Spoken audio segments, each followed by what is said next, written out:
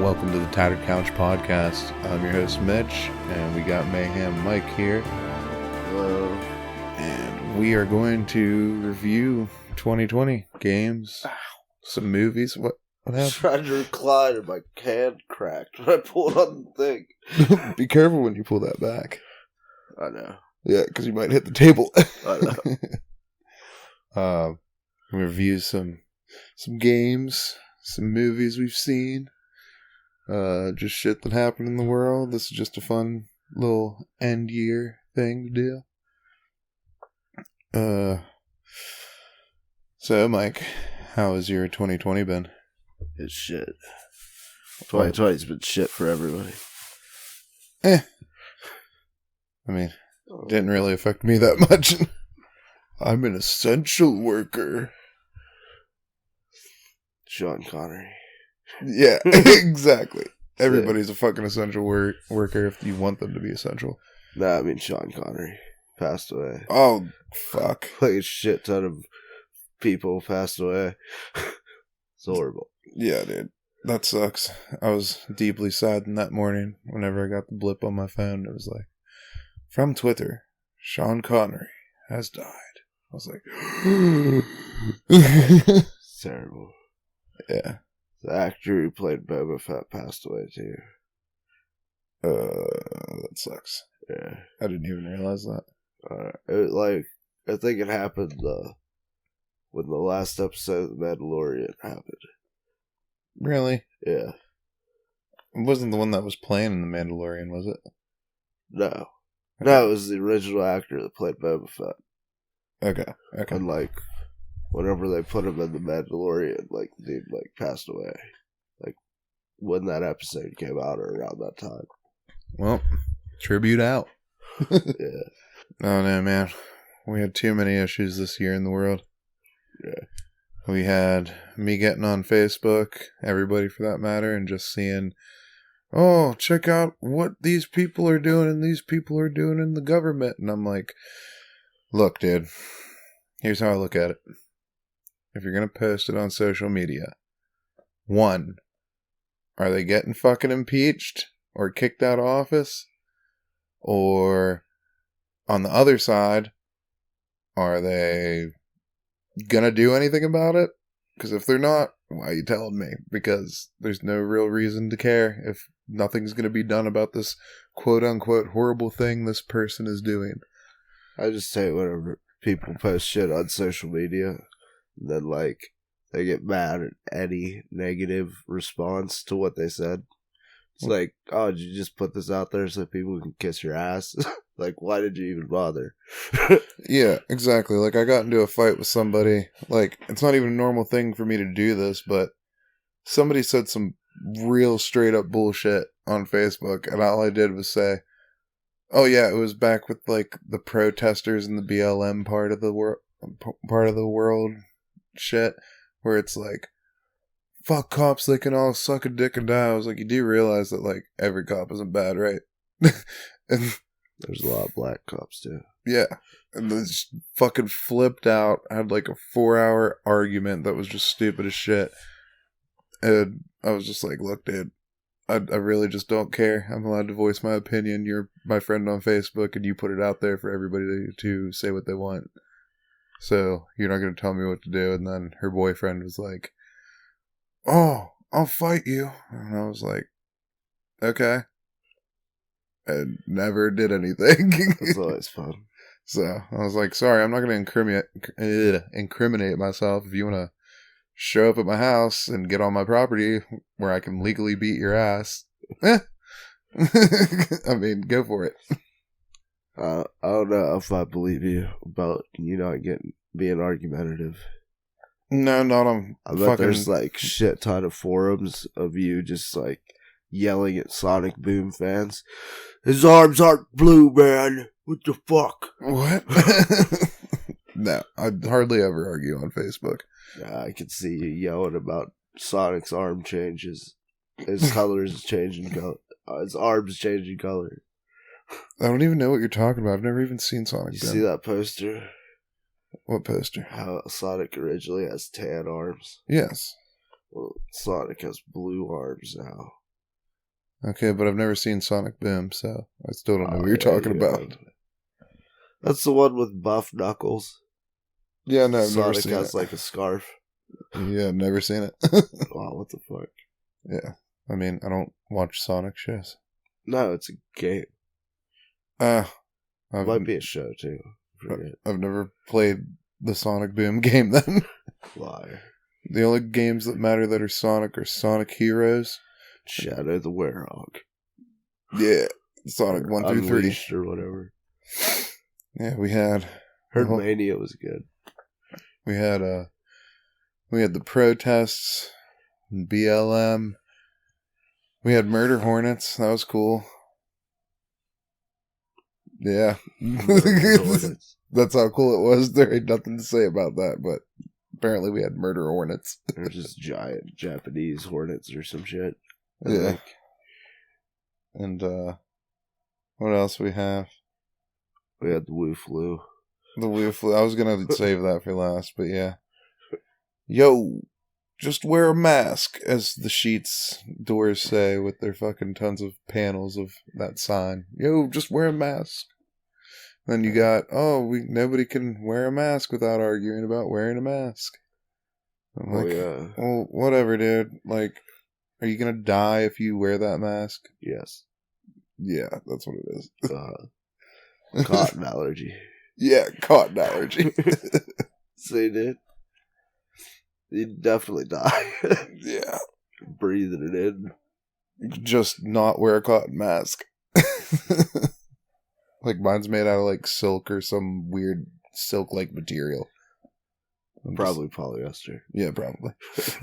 Some cheap shit I bought at Dave's store. How nice of it is. Caught cheap. Well, he fucking bought it off somebody who makes them. It's not his product. He just sells the product. Oh no, this year's been a fun one. That's for sure. It's been a funnel cake of magic. Did you, I was talking to you earlier about movie trailer, but I would not disclose what it was until now. I saw the trailer today. And I haven't seen the trailer, so I don't know what I can say. Of Kenobi. Oh, God. Did you see the trailer? No. Yeah. I just found out about it today. Timmy showed me while we were at Tyler's house. It's been in production for a very long time. I mean, it looks cool. It, like, closes up some points. They have, what's his name? Ewan McGregor or whatever? I think so. It's, same dude who played him in prequels. Yeah, and it, like, shows all the shit that happened, like, from 3, like, they automatically show you, like, this happens right after the 3rd movie.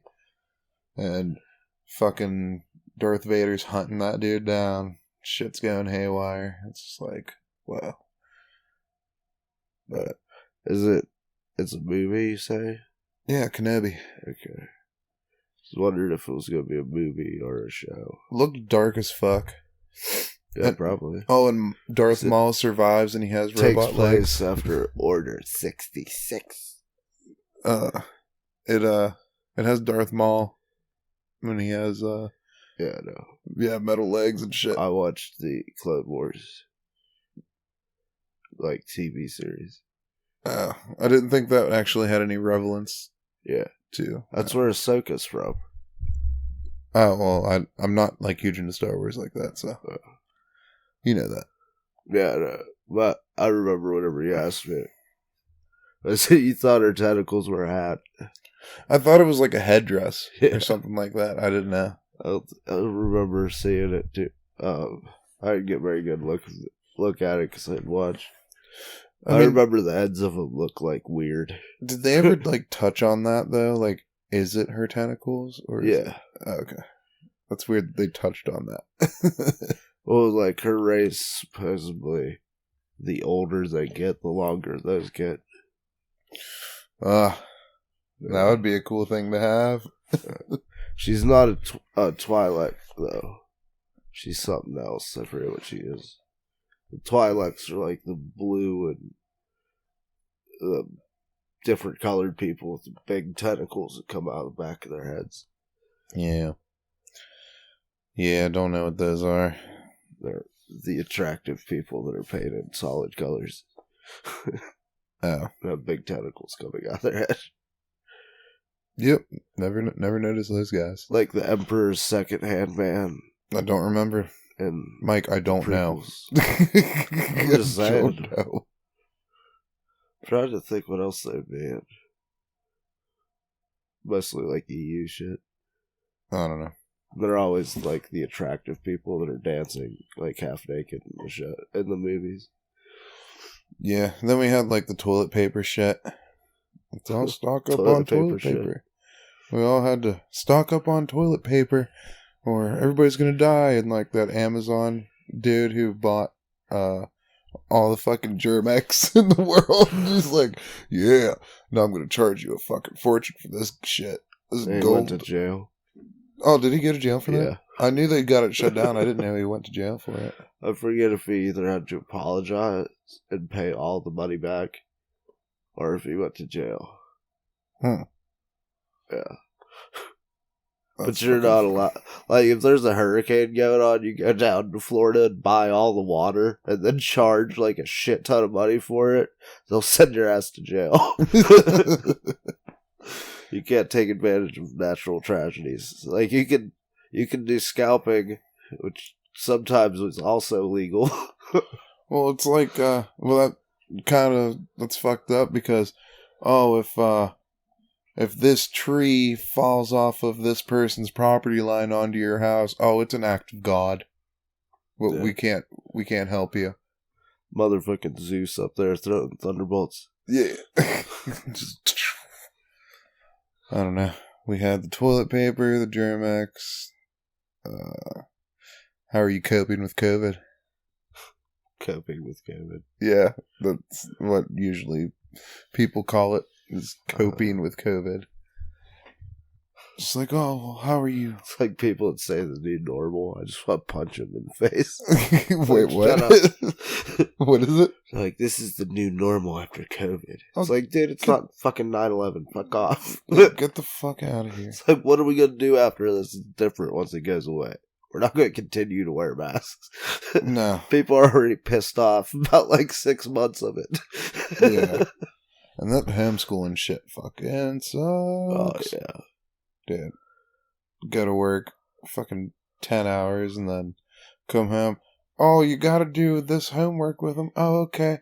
Oh, there's 5 fucking pages for the day and 4 other things you gotta do online and occasionally throw in an art project.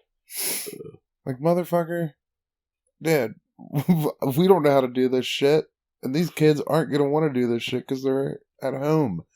They're like, there's a TV right there. I could just watch. If I just complain enough. I'm not even allowed to beat these fuckers. Yeah, I mean... Like, schools are going to start getting that, like, back. It's so fucking hard not to lose your cool whenever you're doing that. I hate it. There's just, like, a robot with a roller stuck in it that gives, like, a precise amount of scientifically proven hurt. It's like, this technically hurts enough, but not enough. It's like, you must punch this thing like that one thing in Dragon Ball Z before the tournament. It's like, up too hard. You gotta just soften up, so tune it up a little bit. Okay, right there. That's as hard as you can smack them for that. It's like, I'd just rather not smack them and try my best not to scream. Just fucking have them have like VR on their head, and like anytime they do something bad, just tentacles come out of the ceiling and the floor drops out from under them. What? It's like, you have done wrong. What? Fucking Cthulhu monster comes out of nowhere. Now you're talking my language. This fucking Eldritch horror beast just fucking you up. Dude, those games are cool as shit. What games? Cthulhu. Like, oh, yeah. I'm not talking about the video games. I've never experienced those, but I've heard a whole bunch of shit on like the tabletops. Oh yeah, and those people are weird though. Yeah, but they seem so fucking fun to play. Yeah, I do want to one day. You know, whenever pandemic's over and maybe we could go to like a convention or something. Another thing running games or something like that. Be fun to play is the is it Vampires Masquerade?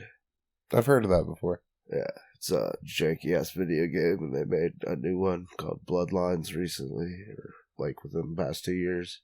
Oh, really? Yeah, it's originally a tabletop. Yeah, and well, I thought at first you were talking about the tabletop. Yeah, I didn't know it was a video game. yeah. That's cool. We need to run that D&D though. We really need to get that going. Yeah, I know. I've been like looking lore up because I want to play that game so bad. Yeah, it'll be fun once we get it down and get everybody ready together. Just want to be a badass cobalt. It's lawful evil. I don't know. Or hobgoblin. I haven't decided. It's just cool that you can just make up shit on the fly. So, Yeah. I mean, ain't nothing wrong with that at all. Gotta use imagination.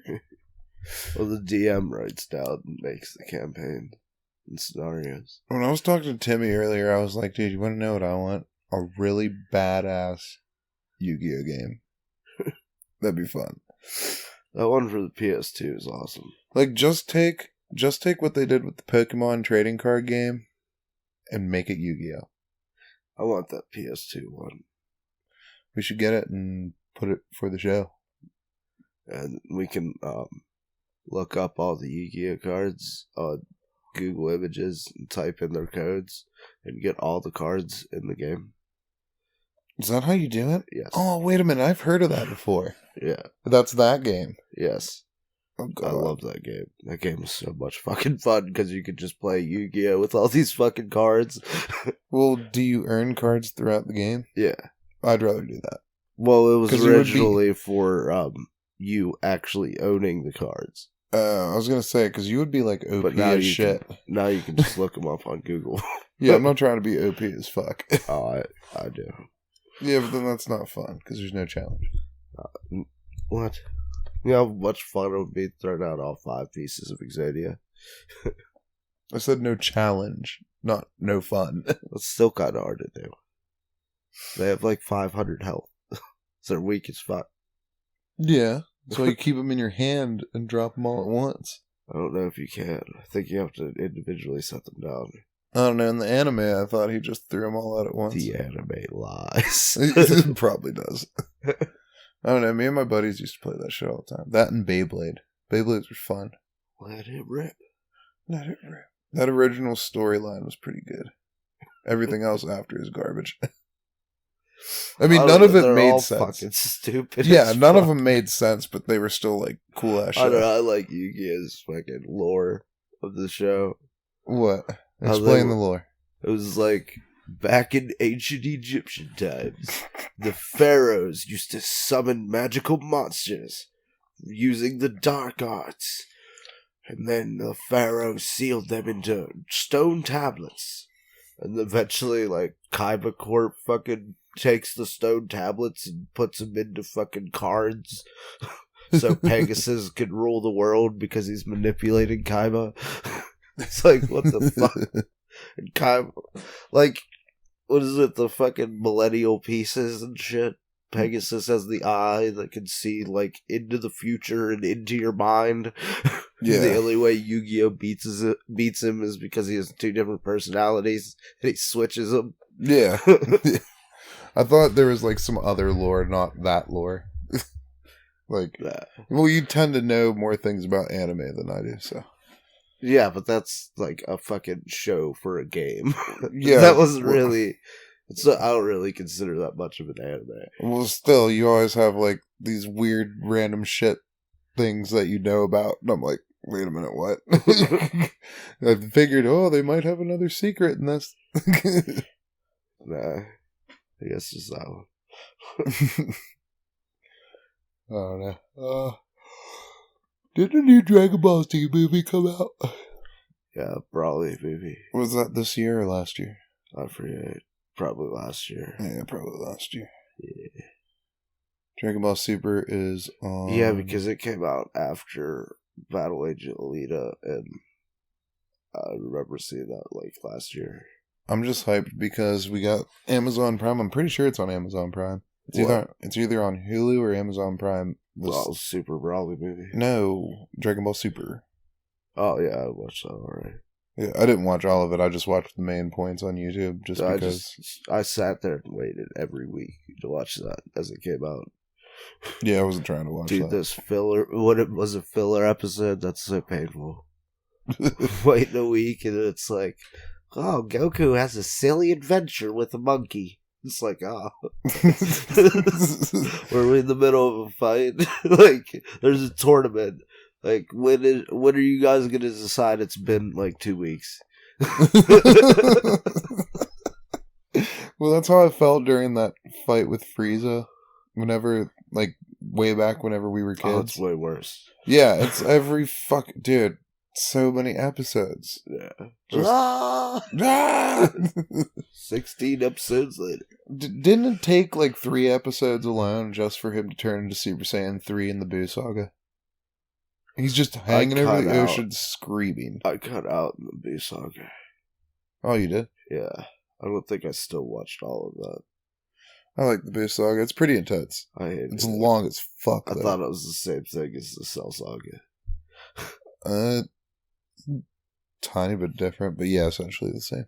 Yeah. But the Cell Saga was really good. And they, like, did not know where to stop with Buu's fucking different forms. Yeah. Yeah, that's a problem. But I got to see, forget which one it is.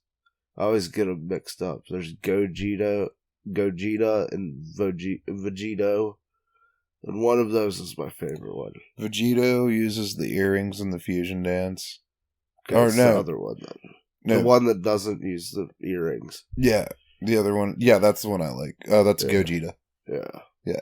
It's, Vegito does the earrings, and Gogeta is the fusion dance. Yes, that's what it is. Yeah, it's the best. Yeah, Gogeta's fucking awesome. Yeah, that's... All of the people do the dance have the best thing. Yeah, I wish... Like Go-Tanks and shit. I wish they would have, showed us a Super Saiyan 3, Vegeta. Dude, we had Super Saiyan 4 Vegito. No. Or whichever one. No, Super Saiyan 3 Vegeta. Yeah. Not Vegito. We never had a 3 of him. We had 4 and 2 and 1, obviously. Yeah. He never got 3, but he got 4 for some reason. What's the whole thing with 3 with Goku? Doesn't it like fuck him up bad using it? Yeah. It's kind of like Super Kaioken, but Super Saiyan 3. Not as bad. Yeah, no. Wait, he can't, like, maintain the power for very long, is the thing. It's, like, focus and the amount of energy expels. But he can maintain 4. Yeah, because 4 is, like, perfect or something. Like, I forget exactly. There might be a time limit on it, too. Because I know that, like, whenever they fuse, and he's fighting Omega Shinron, like... See, I never got to watch those episodes. GT's horrible. Well, I've heard that from you fucking before. Vegeta with a mustache. That's all I need to say. You just don't like the weird normal life that they have, or what? No, it's like we follow Trunks, some little robot, and Pan around, and I'm like, I cannot be fucked to care about any of these people. Yeah, I liked what I saw of GT, except for one thing that made it super cringe. Oh, and they have Goku transformed into a little kid. Oh, no, that's definitely not the worst part. Keep going on. You know what I'm talking about. The characters, the main characters that we follow around. No. I like What's the worst part, though? What's the worst part, though? I don't know. Think about it. Is there more Super Saiyan Man? That's what I was talking about. Oh, yeah, that's fucking awful. Yeah, dude, fucking Gohan was my favorite fucking character. That's my favorite character. That's another reason why I fucking hate the Buu fucking saga. It, like, kind of erases the Cell saga. And it's like, oh, you mean the most badass character, like, that was proven after the last saga is now, like, some fucking weirdo. I'm surprised you like Super. I like Super a lot more than GT. Yeah, I know. I'm just surprised you like Super in general. Because they, like, brought back everybody in weird ass ways. Except for Yamcha. Yamcha isn't in it? They like flirted with it. Well, he's like around. He's like, I wonder if they're gonna ask me to the tournament. And they never do. Well, I'm talking about Wolfang Fist. Oh god. It's just weird that they brought back like Cell and Boo and fucking, well, not Boo. They didn't bring back Boo Boo, but they already had Fat Boo. Oh yeah. I love Fat Boo though. He's awesome. Yeah, me too. And Frieza. They just brought everybody back. It's just weird. Yeah, Golden Frieza. Yeah. After he got like killed again in the movie. Well, he gets sent to hell. Yeah, but all the time. They just bring him back though. They just brought everybody back, and that's just like something I figured you would hate. Yeah, kind of. I don't know. Like, Frieza's a really good villain is more of the thing. So it's like, oh, you resurrected a character again for the 50th million time. Like Goku's died 500 fucking times. Yeah. That's another thing, like, I just don't see you actually liking this show if you didn't, like, grow up on it. Because, like, you hate things like that. No, it's like, the animation's really creative and iconic, and Kira Toriyama. the fucking, like, for some reason it works in Dragon Ball Z. I don't know why, but it just works. Because we grew up with it. No, I mean, like, even Super, just, like, how it is, even though it's just, like, this, well, I'm up to power level 5. It's like, oh, I'm 7. It's like, oh, no. You know, that's just the whole fucking show over and over again. But it's just, like, a lot of it's just, like, really interesting characters and interesting animation. And it always looks pretty. Well, Kira Toriyama is a fucking badass artist. He also made the Dragon Quest games art, which is fucking badass too. It looks exactly like Dragon Ball Z. Yeah. It's fucking cool. And a great game. Great game. Gotta rate that game. I can't wait till you start playing it. Are you gonna play it? I hope you do. What is it? The new Dragon Quest I was showing you. Oh, maybe. You should. How much is it? Is it on PS4? Yes, it is. PS4, Switch. Oh, yeah, I know that. And I wonder if it's on Xbox. I don't know. Can I find it at a store? Yep. Okay, because I kind of want to get a hard copy. You want me to go pick it up for you tomorrow? Yeah. I will. Yeah. Dude, you're going to love it. Straight up Dragon Ball Z, like, turn-based RPG. 80-hour, like, story completion from what I hear. Long-ass fucking game. What were you saying that you want somebody to play with? You do, like, Oh, Dragon Quest, this was the one. Yeah, what do you mean play with? Well, that way we could, you do, like, Dark Souls, where you, like, you summon no, like, somebody else in. I meant, like, just me and you would both be playing it, like, okay. But not actually together. It'd just be fun to do. Because I don't know anybody else who plays Dragon Quest for some reason. It's a very overlooked, underrated game. And there's fucking 11 of them. And that's not to count, like, all the side shit, too. It's, like, essentially Final Fantasy. But not as big. Not as big. Like, in Japan, it's huge. Well, there's a shit ton of Fire Emblem games, too. Yeah, I do really want to get into this. Yeah. But I want to start with that one on the GameCube. Yeah. Is that one expensive? Yes. But, like, I've also seen Good choice. Well, I've seen more footage and gameplay of that than any other one, and it just, like, it looks like something I would like. I always played the one with Marth in it. Isn't that the one with Marth in it? I think that is Roy. Ew. Maybe you're right. I don't know. I don't know anything about Fire Emblem except Roy or Ike. Fucking Ike. Sure. Ike. Yeah. It's like crazy. Super Smash Bros. Ultimate added so many fucking Fire Emblem characters. It's ridiculous. And they are so OP, some of them. Bless you. Bless you, Steve. I'm pretty sure each one of them has like a new main character. So I don't know, but there's a shit ton of named characters. Like half the Fire Emblem characters in Smash are like ridiculously OP. They have Chrome and his daughter, right? Yeah, they have. Well, they have Chrome, Luciana, Marth, Roy, Ike, and I think like one or two other people. And Awakening. Like Luciana's so fucking crazy. In Awakening, she's OP as fuck too. Oh really? Yeah. Especially if you're a player character gets with Chrome and you're a what's it called? Pegasus Rider. Because you have Pegasus Riders get a special ability where if they kill somebody, they get to move again. And that's fucking so OP in a turn-based game.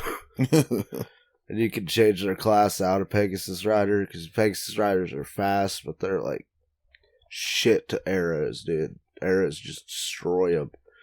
So you like switch it to something else doesn't have that weakness. And they're just fucking OP as fuck. So we've played a lot of games, seen a lot of movies this year. Mike, what have you all like watched this year? We'll start with like movies and shows. I don't know what movies I watched. Well, like, was there anything like cool you've seen this year that you've never watched really before? I think I watched The Expanse this year. I've never seen that. It's a pretty good show.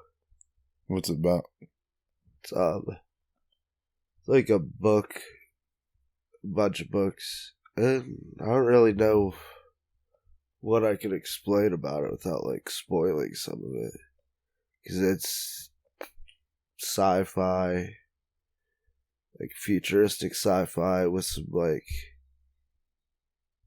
with the supernatural sci-fi elements in it. So like what, monsters or aliens or kind of aliens? Sounds like it. The Expanse. Yeah. I fucking got Prime finally, and I'm rewatching Psych. Fucking love Psych. It's one of those like goofy cop shows. Burn Notice. It's a show about like spy and shit. That's a good show too. It gets like blacklisted. You ever watch that one? What is it? Burn Notice. Oh yeah, I've heard of it. I don't really watch it. Yeah, it's just an old like spy show. Yeah, I think my sisters watch that. Yeah, it's pretty cool. Just always shows.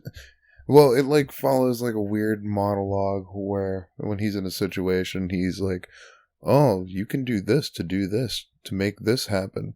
Or if you need something like this. Oh, yeah, I can't. I really remember. It essentially teaches you how to make weapons and weird shit. They were counter-espionage. Yeah. Right? Yeah. Yeah, pretty much. Yeah, I can't remember that. Yeah. They made sure that certain people that did bad things to people got paid back for it. Or something. Wasn't that what that is? Well, he's just trying to find the people that blacklisted him, and he helps a lot of people along the way. Yeah. It's a fun show. Okay. It's a fun show. It's a fun show. It's a fun one to watch. Same thing with like Psych and shit. Like when the people get shot in the face. My favorite part. I watched all the fucking Star Wars movies in a row. That was fun. That's always fun. I did see... That was the first time, though, because I've only seen bits and pieces. Bits and pizzas. Bits and pieces. I like bits and pizzas better.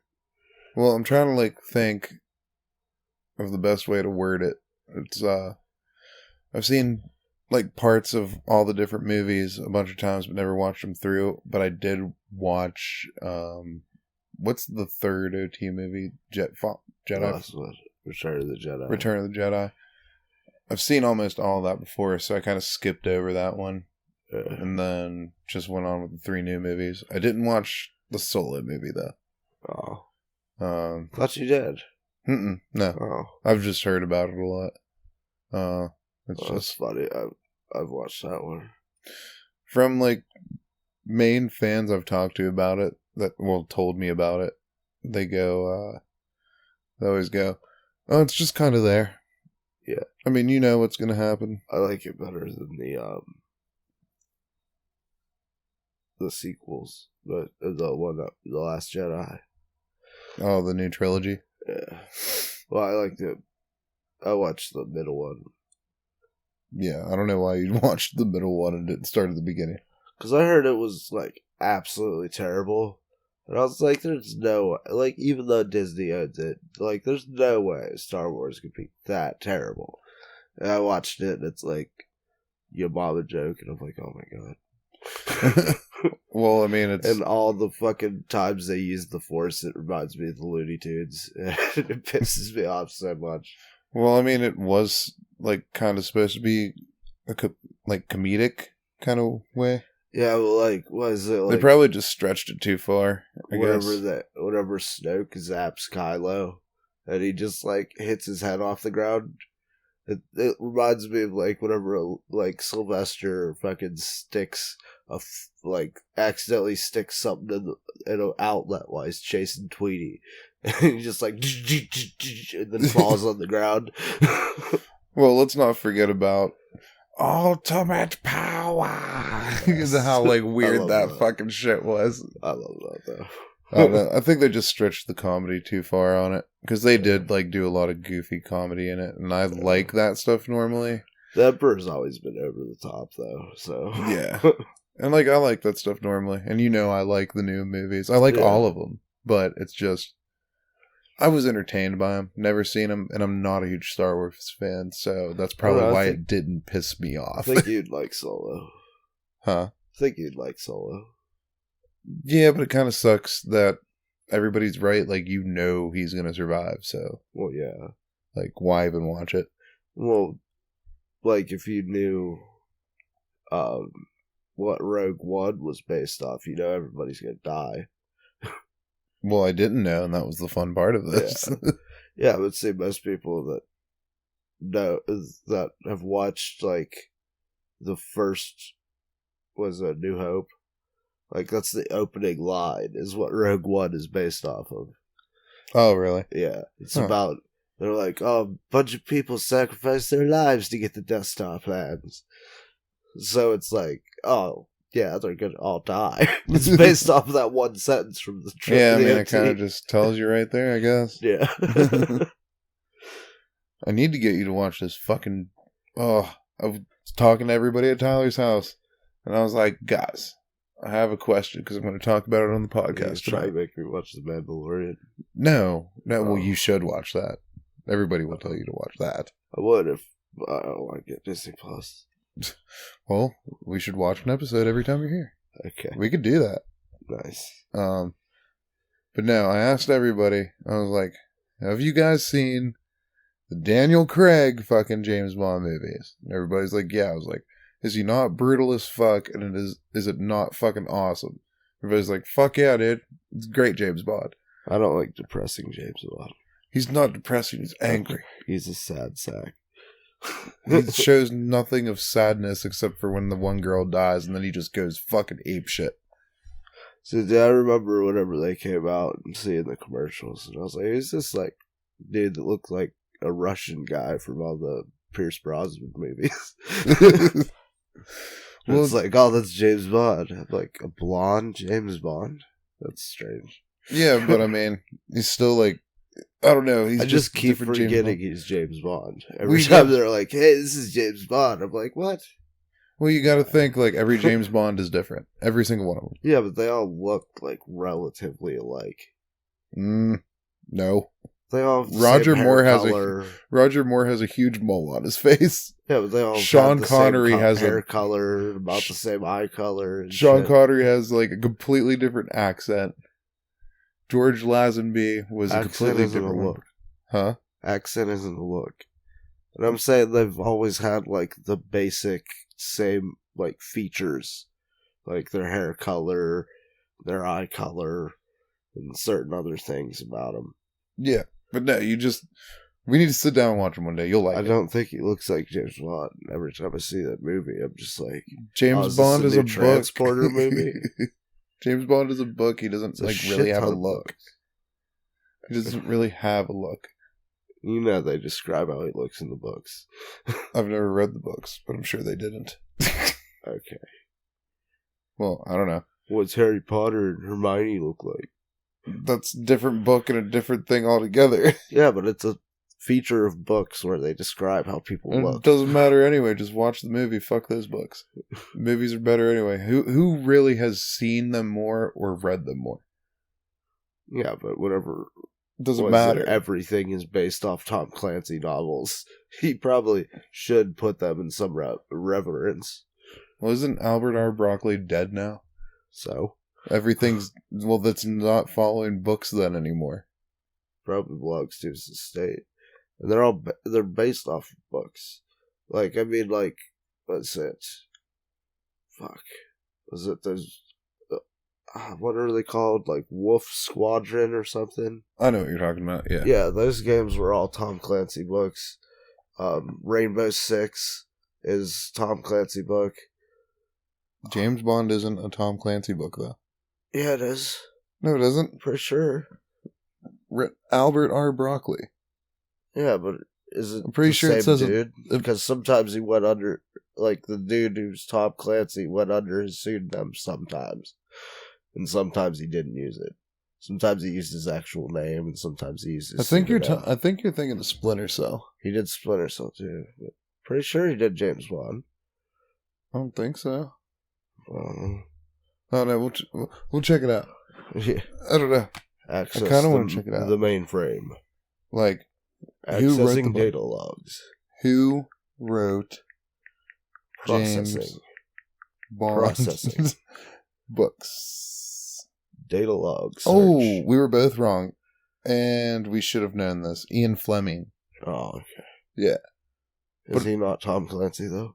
No. Oh. It's Ian Fleming and Kingsley Amis as Robert Markham. Emis. A-M-I-S. But no, dude. He's like just a rough-ass James Bond. Amos. It's fun as shit to watch him fucking beat the living fuck out of people. It's awesome. Like, one day we'll sit down and you're going to be like, okay. Nah, I'm pretty sure I'll just be bored. Because I remember those movies looking really dark. What do you mean by dark? Like I'm watching Tim Burton's Batman. It's not that bad. It's not that bad at all. I mean, it's just spy dark. It's a fucking spy that's pissed. Yeah, I remember all the trailers for most of them. It's just like always in shade. The main one like that is Spectre, and that's the one with Christopher Waltz as the main antagonist. And I keep thinking Dude's such a fucking badass in that movie. And I kept thinking they were just new Transporter movies. Transporter movies? Yeah. You ever remember Transporter? No, I remember it. I'm just not getting the connection that you're having. Just because how the dude looks and shit. No. It's nothing like that at all. If he was bald. Yeah, Jason Statham was bald. That's what I'm saying. If he was bald, then yeah. No, because it's not all about action like Transporter is. I don't know. I've fallen out of action movies recently anyway. Look, we'll make a deal. Or for a while. You make me watch a movie and I'll make you watch a movie. No, you'll just fucking be like, oh, you gotta take care of my kids. What are you talking about? Exactly. No. Just shoot them up with some chicken grease and let them go out in the yard. Tie them up to a post. Now, Mike, we both know that Casey watches the kids when we watch TV. Or I only actually watch a movie when they're asleep. And, like, you also don't notice that every time you do that, she secretly comes up and takes one of your collections and bashes it with a hammer. It's only when I watch a movie, though. Was that... You said you had Amazon Prime, right? Yeah. They had a few old movies on there that I watched. Tried to watch The Thing, and it's like, oh, you have to have stars. I don't want fucking stars, man. But, they had Logan's Run on there. This movie I wanted to watch for frickin' ever. Because there's like a Family Guy skit where like, Brian's getting too old. He has this red dot in his hand. And then the movie, like, everybody's born with these like crystals in their hand. Because it's like post-apocalyptic, and they're all living in an underground bunker.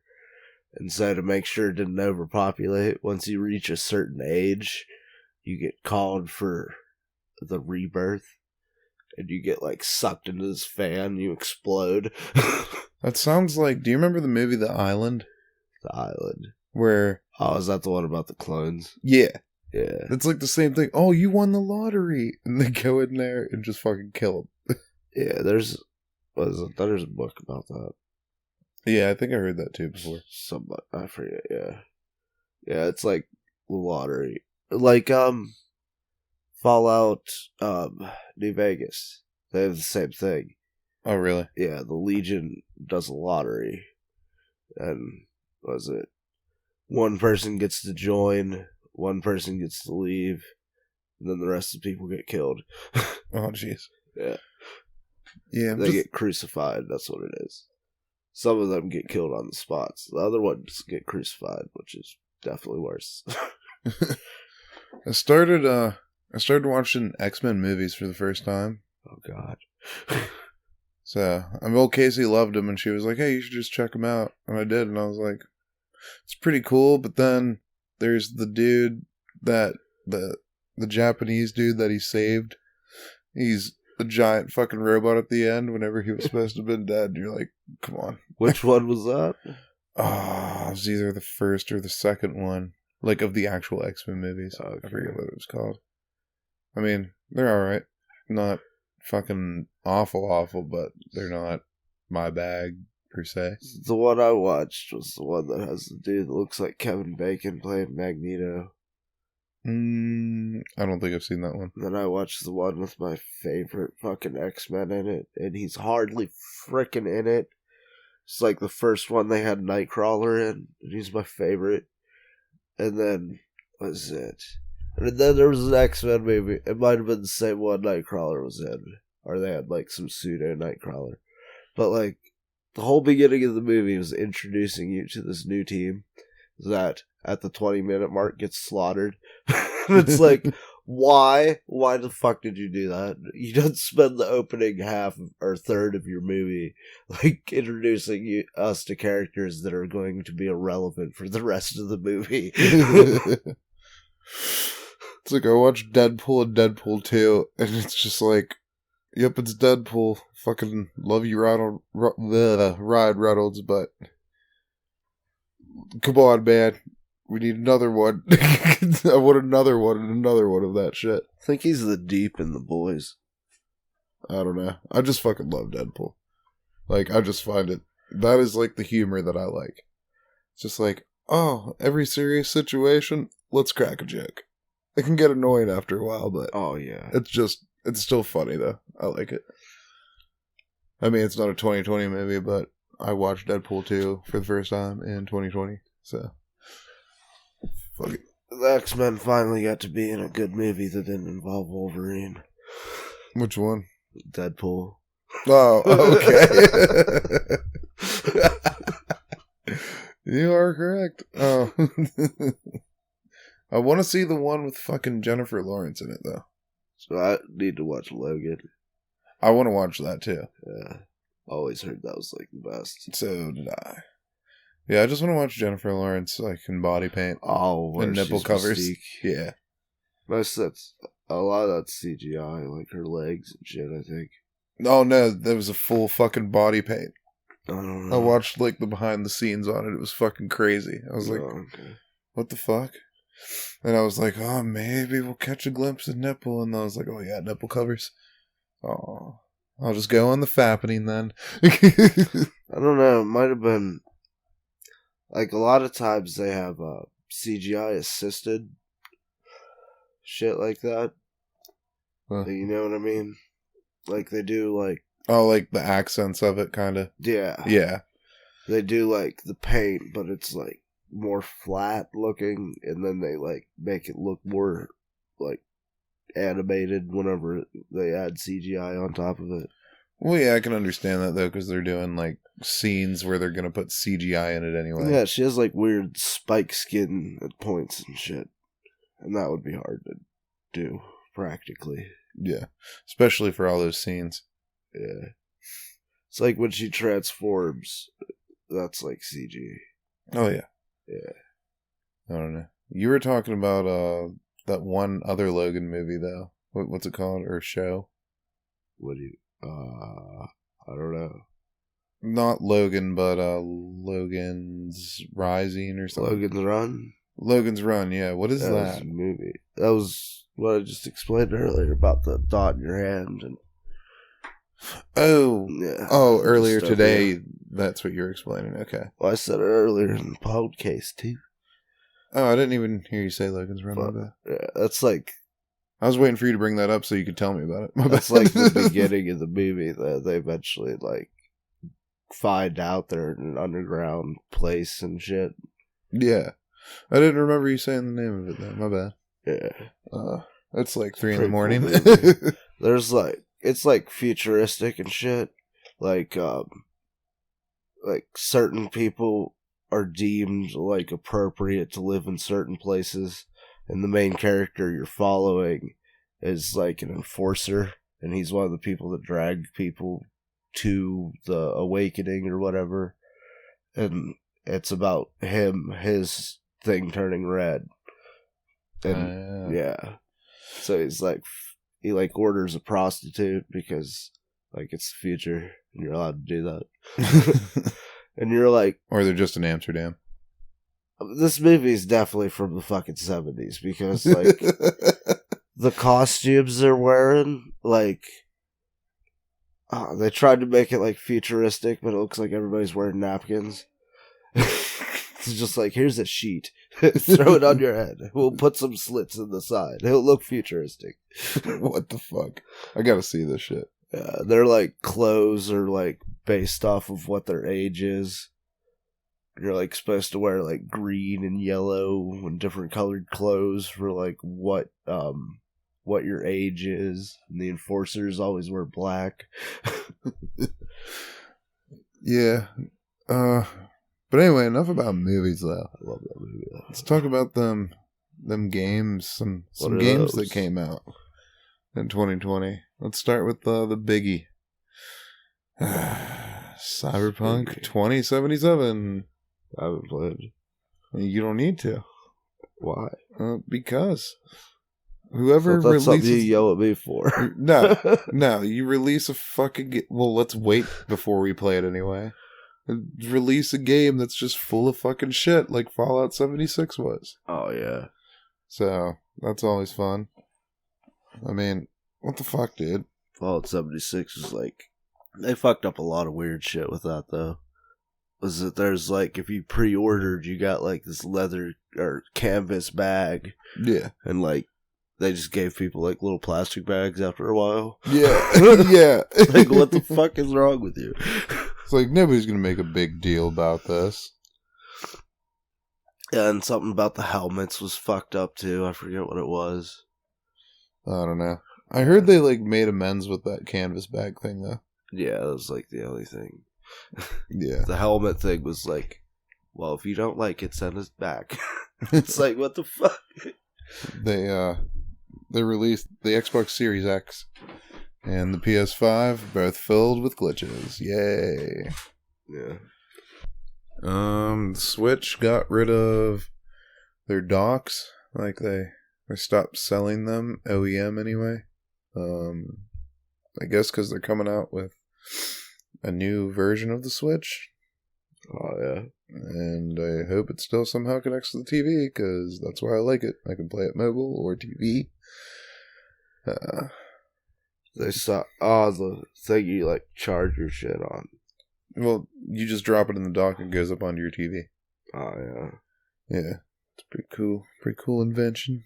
It's like the Wii U was like the precursor that failed because it was had no third-party support. And just a lot of people honestly thought oh, this is an extension to the Wii when they saw it. Yeah. Like, it wasn't marketed well at all. No. But I mean, it's still fun console. It's so weird too because like, and it has a very good virtual console too. Like, really good. Tons of N64 games, Super Nintendo games, DS, all that shit. dude, like the juxtaposition of like the Wii and the Wii U. It's like, who didn't see a fucking commercial for the Wii? Yeah. It was like every fucking where. It's like, is that an IKEA commercial? Oh no, it's a Wii commercial. They're fucking everywhere. And they even had those specially made cars that those dudes drove around in. That smart car that was like, was it white and then it had like a blue stripe? Signify like how the basic Wii looks. What the fuck? I see. I don't They really. had the two guys. The past 2 years, I've gotten rid of cable television, so I've never seen these commercials. Those are old ass. Those are commercials when the Wii came out. Oh wait, sorry. I thought we were talking about the Wii. Nah. Yeah, no, I still didn't see commercials because even I haven't watched cable TV since I don't know. Since I was like beginning of my teenage years, because like I just played games or skated. Huh? I had it on in the background. Got to stop more like early 20s. Yeah. So regardless, it didn't matter. I mean, the last time I watched TV was Johnny Test was always on, and like Adventure Time, and what was that fucking show with the raccoon and the fucking bird? The regular show. Yeah. Yeah, like those shows were just starting. Yeah, I only saw that stuff when I went to like my grandparents' house and shit, so I really didn't see much commercials. Yeah, I didn't even watch much of that. I was usually like skateboarding or doing something like that. I think I was on the computer. Or playing games. It was on the computer and I had it on next to me. So. Yeah, like you said, a little bit of background action. Yeah, essentially. Yeah, so like 7 or 8 months ago, I decided, I'm going to see how many games I can beat before the year ends. And Mike also compiled a list as well. Yeah. And we can tell you guys about those experiences. I had a fucking great year of games. How about you, Mike? There's a few like really good gems I enjoyed a lot. But most of them were okay. Kind of interesting. Yeah, I decided to like play through the Final Fantasy series a lot. So that was fun. I beat Final Fantasy 9. It's for the PS1. It looks weird as shit. Final Fantasy 1? 9. Oh. Yeah. And it's just really weird looking, but at the same time it looks cool. I don't know. Yeah, it's like... I don't even know. Because... It's like, you can see all those angles, but at the same time it looks clean. Yeah, but not really angles. I don't know. It's strange. It's like the transitional period between like 8 and 10. Yeah, because it's 9. Yeah, but like graphics wise. Oh yeah, because it came out late on the console and shit. So they were like getting good and good and good. Well, I mean, 7 was the first one with like 3D images.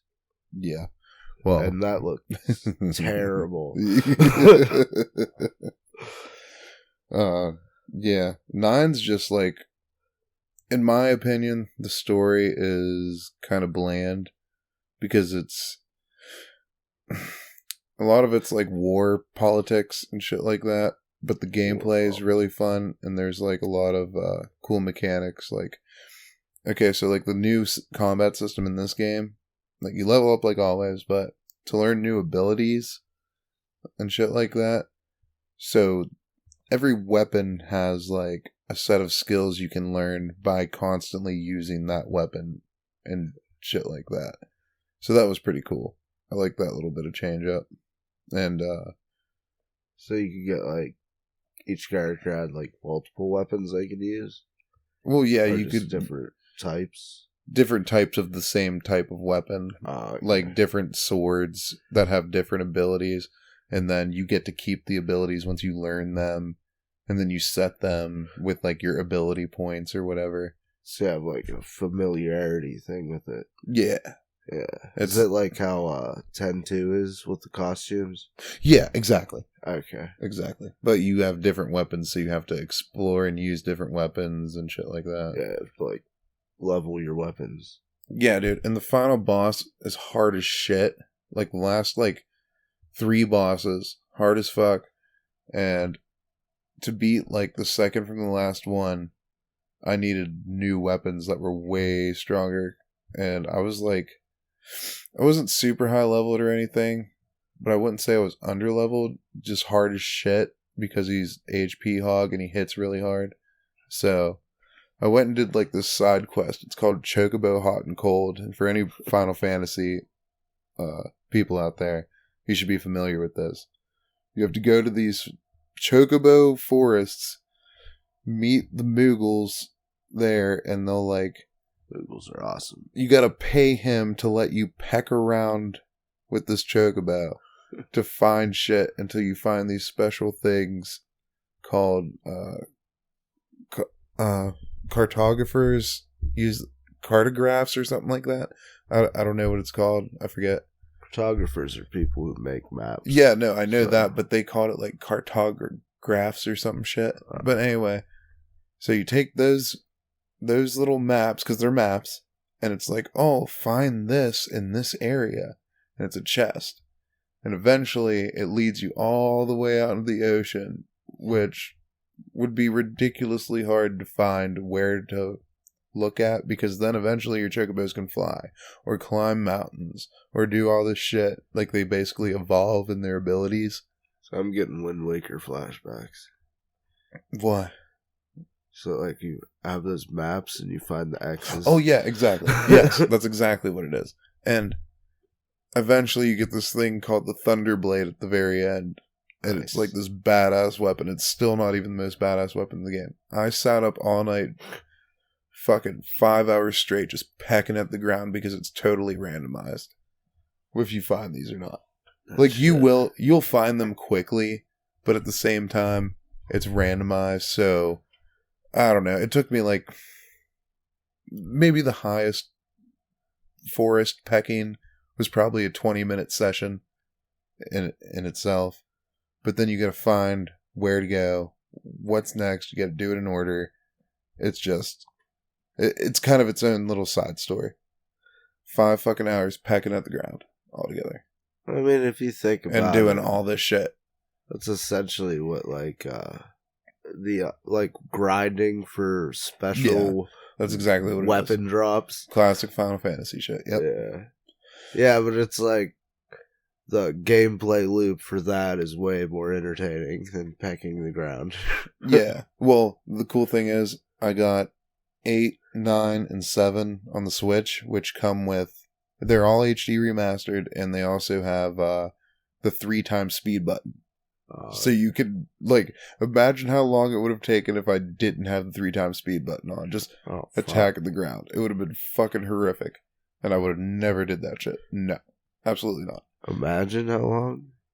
Yeah, dude. What do you mean imagine? You said 5 hours.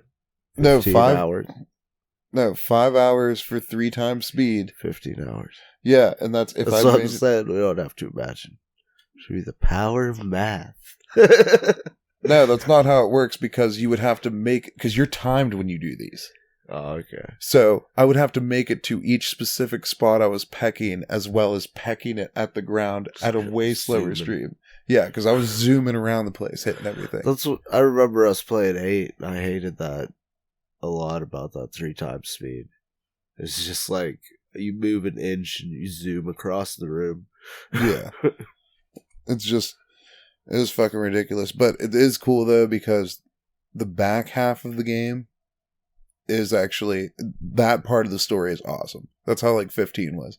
Real like kind of slow and everything like that. And then you hit Leviathan.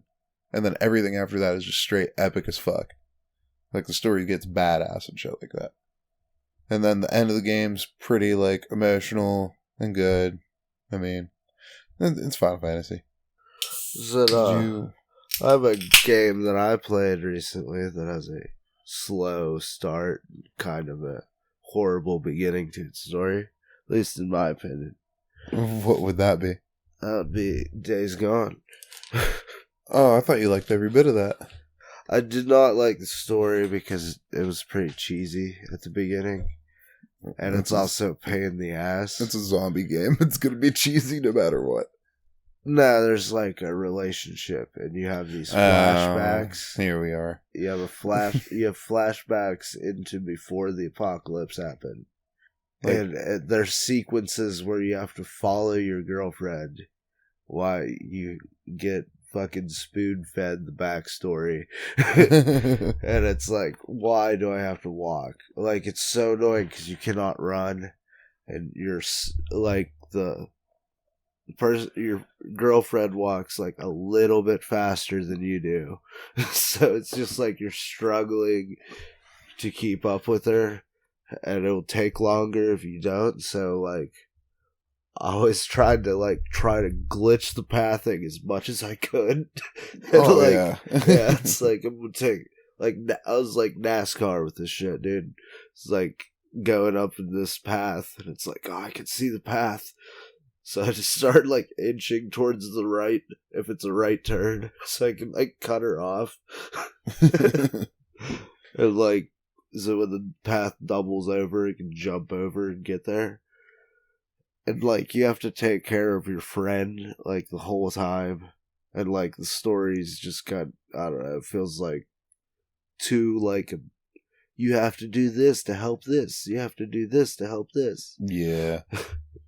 It's like every side, like, I wrapped up 15, I ended up replaying it back to where I got to originally before, and then I wrapped it up and played through the rest of it. Dude, they could have done so much more, because all the side quests are essentially go fetch quests, or you could do hunt the monsters.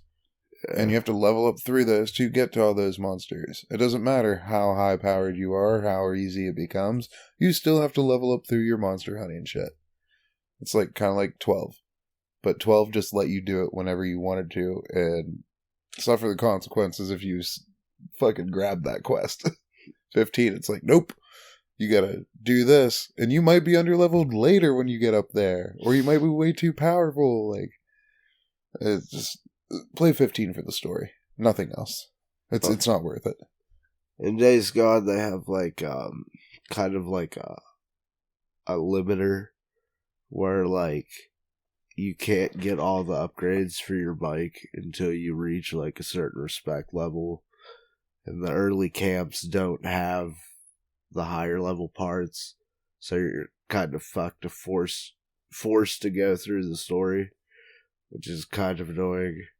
It lightens up in the end, though. The beginning and the end just seem so much different of a game, because it's like you're so much more free in what you can do, and it doesn't always feel like you have to help somebody do some shit. There's a shit ton of glitches in this game. Like, to get respect, there'll be people held up on the side of the road by bandits, or they'll be in a car and zombies will be swarming the car, and you can take them out, and the person like eventually has the most awkward conversation with you, where they have obviously underpaid voice actor, or a voice actor that did the most of the game, and like random car noises, and they're just so fucking annoyed at being there, because it's just like, oh no, oh my god, I don't know what to do. And then I think just real dramatic and like noticeably overly, trying to be. Yeah. And then your dude, which is voiced by Darth Maul. Are you serious? Yeah. He, like, is also hamming up certain parts of the dialogue. Like, especially the early parts. And he always comes off like an asshole. Like, your girlfriend's like some high security fucking chick and you're a biker dude. Like, she's a botanist. There's like a high security facility she works in. Your dude just like comes off as an asshole to the security guard for no reason. It's like games that kind of didn't really like make sense like that. Just over dramatic, and you gotta make it make sense whenever you're being dramatic about something. You can't make it sound fake or it kind of fucks the story. It fucks up the moment. Yeah, but like, truthfully, I have a lot more leeway for games than I do movies. Oh, I know that. The gameplay can make... Well, no, just like... Because... It's not bad, it's just you don't have a lot of leeway for movies. No, like, it's just more forgivable for, I would think, for everybody. Because, like, if a game has a bad story, but you enjoy the gameplay... Yeah, like, a game is way more interactive. You're not sitting in front of it, and they're like, they're supposed to entertain you. And like, a game's at least interactive, where you can do something with it besides sit there. Yeah, that's true. Yeah. So I always have a lot more leeway for that. I was really happy. I finished 10-2. If you've ever played 10-2. Oh, yeah. You can just have so much fun in that game. You can do whatever you want once you get those dress spheres and everything like that. You just be whoever you want to be, man, and master it. Master those classes. Brings back the old class system. You have, like, the international one, or the one that has all the dress spheres. Yeah, the remake. Yeah. Well, not the remaster, yeah. Yeah. The one we didn't get originally. Yeah. Or whatever. Fucking like Europe did. Yeah, it's the international version or whatever. Yeah. That fucking fish dress sphere, the festivalist. How many playthroughs did it take for you to get all of them? All of the dress spheres? Okay, so the first time I played it on PS2, remember how you had to play that sphere break game to get the Lady Luck one? Yeah. Okay, I got it in the PS2. Did you ever use it? I tried, and I was like, this is stupid. It wasn't even worth all that fucking bullshit going through that tournament and having to constantly replay it. But in this remake, I couldn't get it, but I got every single other one that I couldn't get before. So, the first playthrough? Huh? Oh, okay, so you played it twice. Yeah. Twice. Yeah, and this time I beat it, and that was the only dress sphere I was missing. But it's useless, so who gives a fuck? Whatever. I forget how long. Maybe the second playthrough that it took for me to get all of them. Yeah. Because I, like, accidentally beat the boss. How do you accidentally go through all that shit to get to the boss and accidentally beat him? Well, I just got to him, but I was like, I don't know how strong he is. And so I replaced my team with a Marlboro, and it fucking kicked the shit out of it. Isn't that only on New Game Plus, though? No. Oh, the you trainer. Have to do the trainer? Tournaments. Isn't it? Oh. Yeah, and you can replace your whole team with, like... I forgot about that. The Marlboro's a large monster, so it replaces all three of your people. But if, was it like that gang that you fucking fight? I think it's the chick that stole the dress sphere that makes her look like Yuna. Oh, Logos, Ormy, and LeBlanc. LeBlanc's the girl you're talking about. I forget their name. The gang. The other sphere hunters. But, as I, like, captured her, like, minions, or henchmen. Ormy and Logos. No, like, just, random spawns. Oh, the goons. Yeah. They count as one. Like, they're small enemies. So they only replace, like, Riku or Yuna or Pain. Why would you want them over them, though? Because you can train them to do certain things that are kind of useful. Uh, It's more like you'd make a team of small monsters or have a medium monster, which takes up 2 spots, and like a Marlboro would take up 3. Yeah, that sounds kind of interesting, but not interesting enough for me to replay the game again for the New Game Plus. I did New Game Plus like a shit ton of times. It is a fun game. I was maxing out all the spheres. Also, 2020, we finally got the Final Fantasy VII Remake. And, like a fucking bastard, I played and beat that one before I actually played ever Final Fantasy VII, the original. And I was like, there's no way it can live up to the hype. It looks like shit. I don't think I'm ever going to do this. But then I was like, I'm going to give it a chance. And I did. And holy fuck, I love that game. That game's really good. Like even though I knew, 13. Even though everything was spoiled for me, even though I knew everything that happened except for the turning point, I never wanted to look into it. So I didn't. And whenever it got to the turning point, I'm not talking about Aerith, I'm talking about when you really find out the truth about Cloud. Red 13 is my spirit animal. I feel you. I do love Red 13. He's like the only one that never betrays you. Not the only one that never betrays you. He's like the one that you think is going to betray you because you have to give him the black materia. And he doesn't do it. And that other dude fucking tricks you. And oh no. But once you find out everything about Cloud, oh dude, you're just like, what the fuck? That's so weird.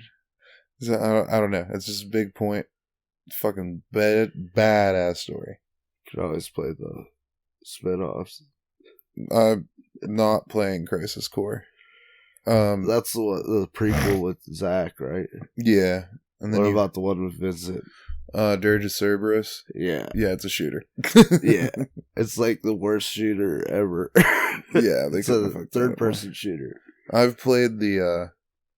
Well, Matt brought over his PSP, and he let me play a little bit of Crisis Core because I was going to buy a PSP specifically to play Crisis Core because I like 7 so much. Why not Vincent? And I was immediately like, no thank you. Why didn't you want the one with Vincent?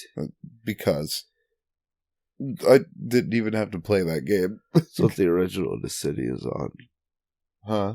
The original Dissidia is on PSP. Yeah. Oh yeah, that was another reason too. I was going to get Dissidia because I've played Dissidia on PS4. I used to play it a decent bit. I love that game. A lot of fun. Whenever I'm depressed on my birthday, I log in to the original Dissidia, and Mom goes like, "Happy birthday!" And I'm like, "Yeah, Google, at least you love me." Yeah, the remake's fucking gorgeous. It's really fun to play. It's kind of like Kingdom Heartsy in the battle format. But it's yeah, you've never played it. Shut up. That's gross. No, you just hate the way it looks and that it's Disney. No, I want to play the battle layout, like the way I want a Final Fantasy game, not a Kingdom Hearts game with Final Fantasy skin. Yeah, that's not how that is. It's not exactly the same. It's just kind of like it. But anyway, it's gorgeous. They added more shit into the story. They made it really good. But they only do up to the Arbiter thing, which is another thing thrown in. So this is only part 1 of this. So I'm really excited for the rest of the game. That'll be fun. Okay. Oh, and Aerith looks like a fucking goddess, and so does Tifa. They just did. It's just a beautiful game. So anybody who hasn't tried it yet, didn't you like her weird ears in the original? It's fucking awesome. What, Aerith? Yeah, her ears kind of look like her hair. She had elven ears. Yeah, does she not have them? No. Yeah, she has them. They're kind of pointy, but not PS1 graphics pointy. Like how Cloud actually has hands now, and not fucking block. Whole, he was a mega block man. Leave him alone. Yeah. Yeah. Definitely check that out if you haven't, because that is, whew, that's a goodie. We beat a couple games together. What? We beat Limbo. We beat Limbo and Star Fox. You watched me beat other games. I haven't watched you beat other games. Yeah. No. Star Fox. We beat that together. I don't know. I'd say I played like 4 out of 10 parts of that game, but you beat the rest because I kept on fucking dying at the end. Yeah, but you're like a legend at that game. But it is a very fun game. I was never really that good at it until I played with Mike, and I was like, yeah, I'm getting better, but we're going to beat this together, I guess, tonight. And do it again. Yeah, no, we didn't even get, like, the true ending. Yeah. So, whatever. Yeah, dude, if you seen me, whenever I, like, was really good at it with the fucking 3DS version, it's just, like, constant barrel rolls, and then, like, locking on enemies immediately when they come in and getting the bonuses. Yeah, I'm gonna have to say that's probably, like, the best flying shooting game I've ever played, though. That is so fun. It is, yeah. Charm, fun, good. Fucking expert mode, I still hate. Great difficulty. The expert mode's terrible, I think. What is it? Expert for Star Fox 64, whenever you beat it, there's an expert mode. And I hate it. Why? What's wrong with it? Like, if you touch anything with your wing, it's gone. It's just instantly gone. And, like, I put so much fucking effort into that, and then, like, I forget what the fuck it's called. It's like, Venom Air Defense Force or some shit.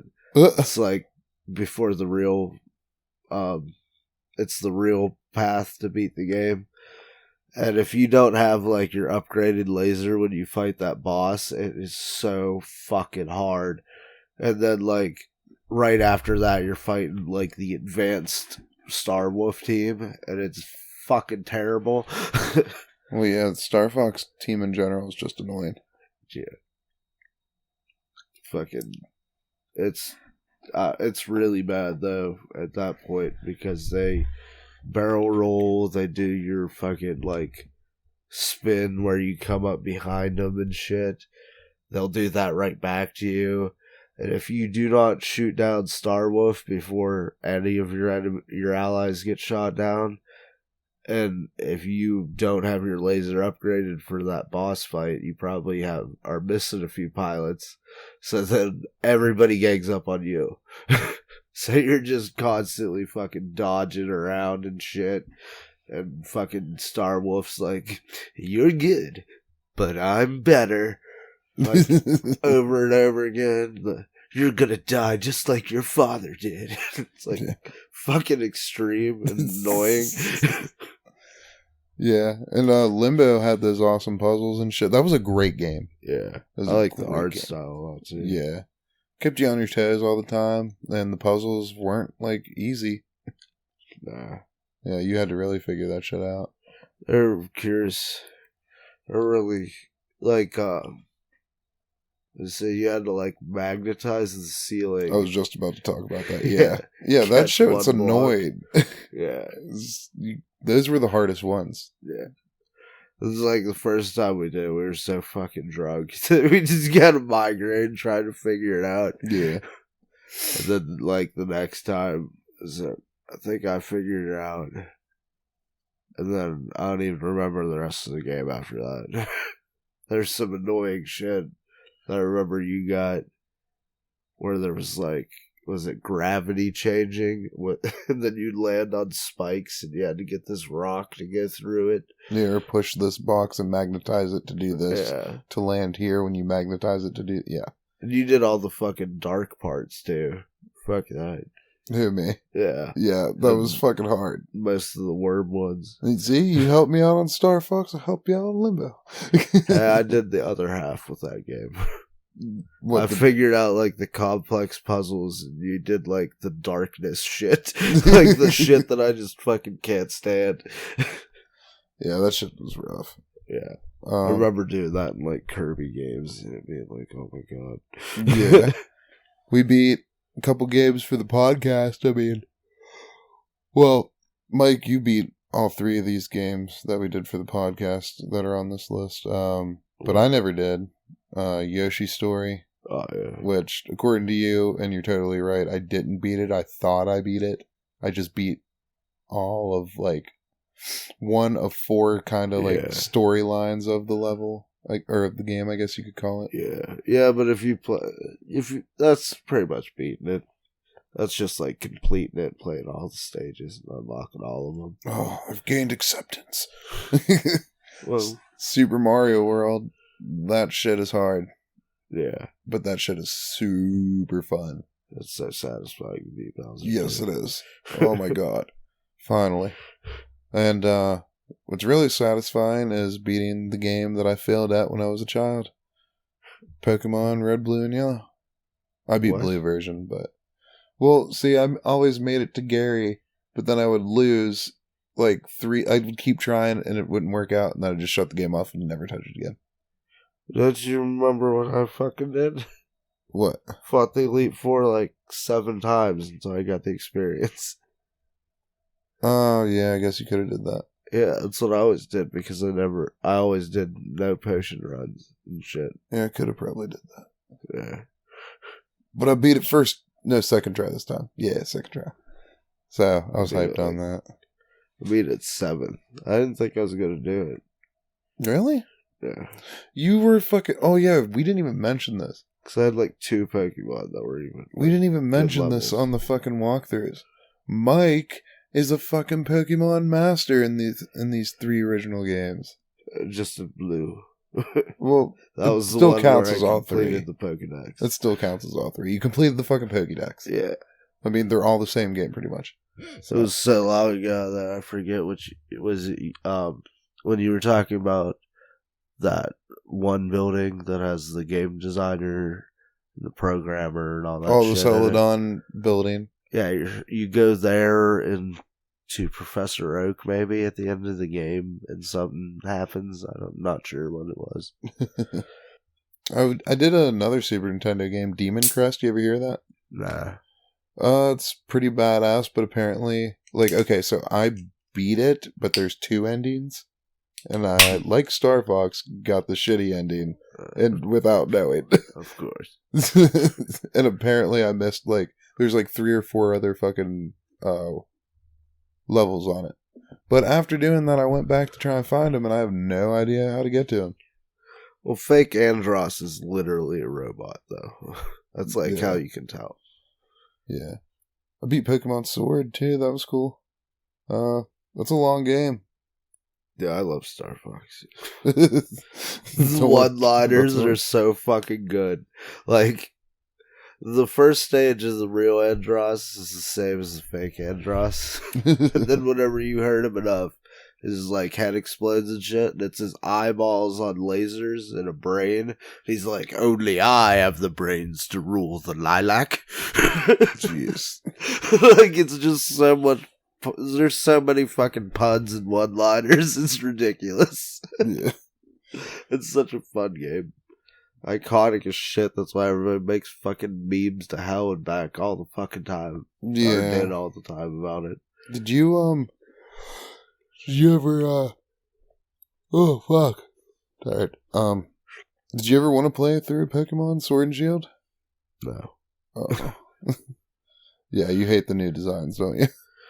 No, I kind of don't like the, what was it, like the totem shit? That's not in this game at all. Okay. Yeah. And I don't know how to feel about, like, the mega evolutions and shit like that. Yeah, no, this one has the Gigantamax where they grow huge. It's fucking gay. Yeah, see, it seems like they're just adding, like, weird shit every once in a while. Yeah, they're just trying to mix it up. I mean, Pokemon is always going to be... I just don't think that's the way to mix it up. No, it's not. It's absolutely not. Mega evolutions were fucking cool, though. I like those. Yeah. Yeah, but that's like the problem with fucking Star Wars shit.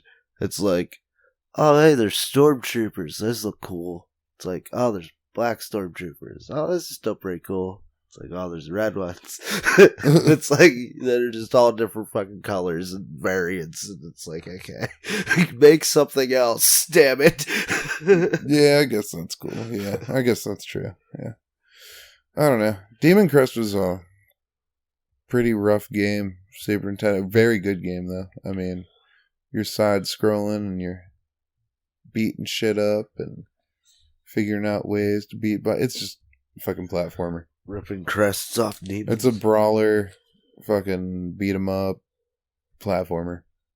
I have a few more things to say about Days Gone, sir. Oh, you're still doing Days Gone? Oh, yeah. Well, there's a lot to it. It's an open world game. Pretty expansive. Bunch of shit to do. I'm gonna talk about that other game that you loved so much. What? What was the big game that came out this year? I don't know if I'll speak of it yet. All right. I'll let you get to it. We'll build momentum. Yeah. Go for it. The upgrading your bike is pretty cool with Days Gone.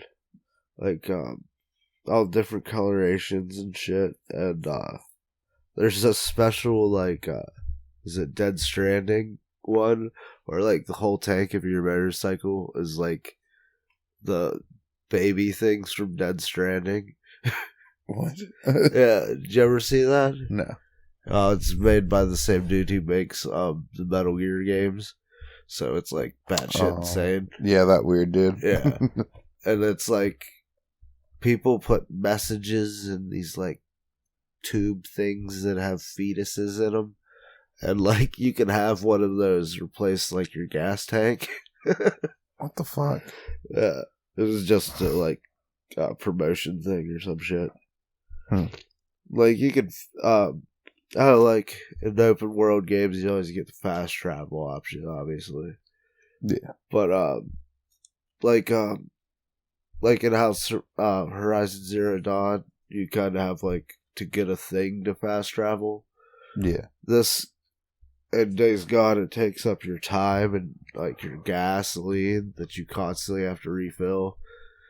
And trust me, dude, if you get lost, like, in the middle of fucking nowhere away from camp and you don't have any gasoline, it's fucking a pain in the ass to get back to somewhere. Remember Final Fantasy VIII was like that if your vehicle broke down? Oh, yeah. The gas was expensive. Yeah, and plus you had to walk all the way back. Yeah, the controls for the fucking cars were retarded. Yeah, they're tank controls, weren't they? They were something weird, man. Yeah. That game is unforgiving in every manner of the word. Dude, like, every time you say that, I, like, want to transition over to another game. You can. I mean, I want to finish my Days Gone. Yeah, you do love that game. Is that there's a lot of, like, whenever you're just running around on your bike, sometimes you'll hit a tripwire and you'll get ambushed by bandits and shit. Just pretty cool. It doesn't happen like often enough to where it's horrible, but it's not too bad. It's pretty interesting. The more annoying thing is like there'll be snipers fucking sitting in trees and you'll see their light and they'll fucking no matter what, they'll fucking always hit you when you're riding your bike. Unless you get behind a rock. And every time that happens, your bike is just totaled and you have to find scraps to repair it. And it's a pain in the ass. Well, they did that in Breath of the Wild. If you are on foot and you run and they lock onto you with a fucking laser beam, the ancient machine things, yeah, you are getting hit unless you dodge right at the right second or hide behind like a tree or rock. And if you're even just right behind that shit, it's an explosive fucking laser, so it will fucking blow you away. Like, it'll still damage the shit out of you. And it's annoying as fuck. Because they're so fast you can't get away from them. You gotta fucking hustle hard, bob and weave. And Days Gone, the snipers were like so good. Yeah. it was like you had to be behind cover or you were getting shot. Like, you can like sometimes time it right, but they can also just like shoot you right after you dodge sometimes. Like, just like they're waiting. Yeah, that shit's annoying. And for a zombie survival game with stealth, zombies are blind as fuck. I like I'll kill one, and the other one will be a block away, and it looking right at me, and it won't fucking see me. But whatever you are seen, you are seen. You will get fucking swarmed immediately by everything in the area. Once like a few zombies see you, and the bandits, like, they all see you immediately. Like, you can kind of get you can get stealth kills pretty easily for a lot of things, but sometimes it's just because everything's just kind of random, like randomly roaming in an area, and they have like patrol paths and shit. They did put a lot of thought into this game, but the stealth is not too great. Yeah, it's either it would seem so. Yeah, it's either too lax or it's too like over. And then like there's certain sequences in the game where you have to do stealth, and those are terrible. It's the worst part of the story. I remember just running through them and getting caught when I got caught because fuck it, and I'll just take a different angle the next fucking time. Because you have to sit there and listen to fucking dialogue for half of them, and it's like, oh my god, that's dreadful. Zombie hordes and shit are pretty fun though, but the ones in the beginning are not challenging at all unless you fight them in the beginning. And they also don't respawn, so you can take out half of a horde, run away, smoke grenade. There's a bunch of cool crafting shit, which makes it interesting. Is that like a glitch where they don't respond? No, it's just like you can pick off pieces of the horde and make the horde smaller. So like legendary in Halo. Pick a few off, hide a little bit, pick a few off. Yeah, essentially. Yeah. Except like they exist like permanently in the open world game. So yeah. There was another iconic game that was released. Well, it's iconic in Japan. Americans have always wanted it, but we never got it till now. Sorry about that. Super Tamagotchi Pro. Yeah. No. So we got Final Fantasy Adventure, and then we got Secret of Mana. Oh. So that's 1 and 2, because that Final Fantasy Adventure is the first of the Mana series games.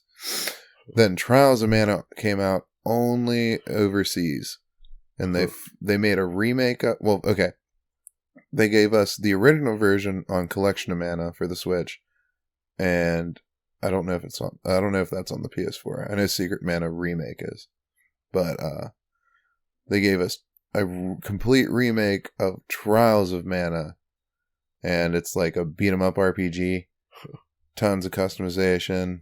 You can change your classes and shit like that, and you can basically play through it 6 different times, 6 different stories, and you always get to pick the 3 people that are going to be in your party. But you have to go through a storyline and get those people and meet those people every time. So, tons of replayability.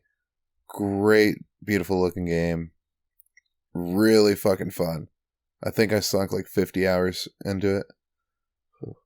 And that was just on one playthrough. I haven't played a game like that in a while. I didn't think I was going to like it like that much because of the beat 'em up thing. And I just... Every time you say beat 'em up, that Double Dragon fucking music's playing in my head. It's like... Yeah. Well, hack and slash. You call it hack and slash game. Oh. Yeah. So you're just like going at it, but you can use like a bunch of different skills, and you're controlling your teammates, and you can swap in and like choose who you can be. You can be any of those three, not just the main character, but you're following the main character's storyline.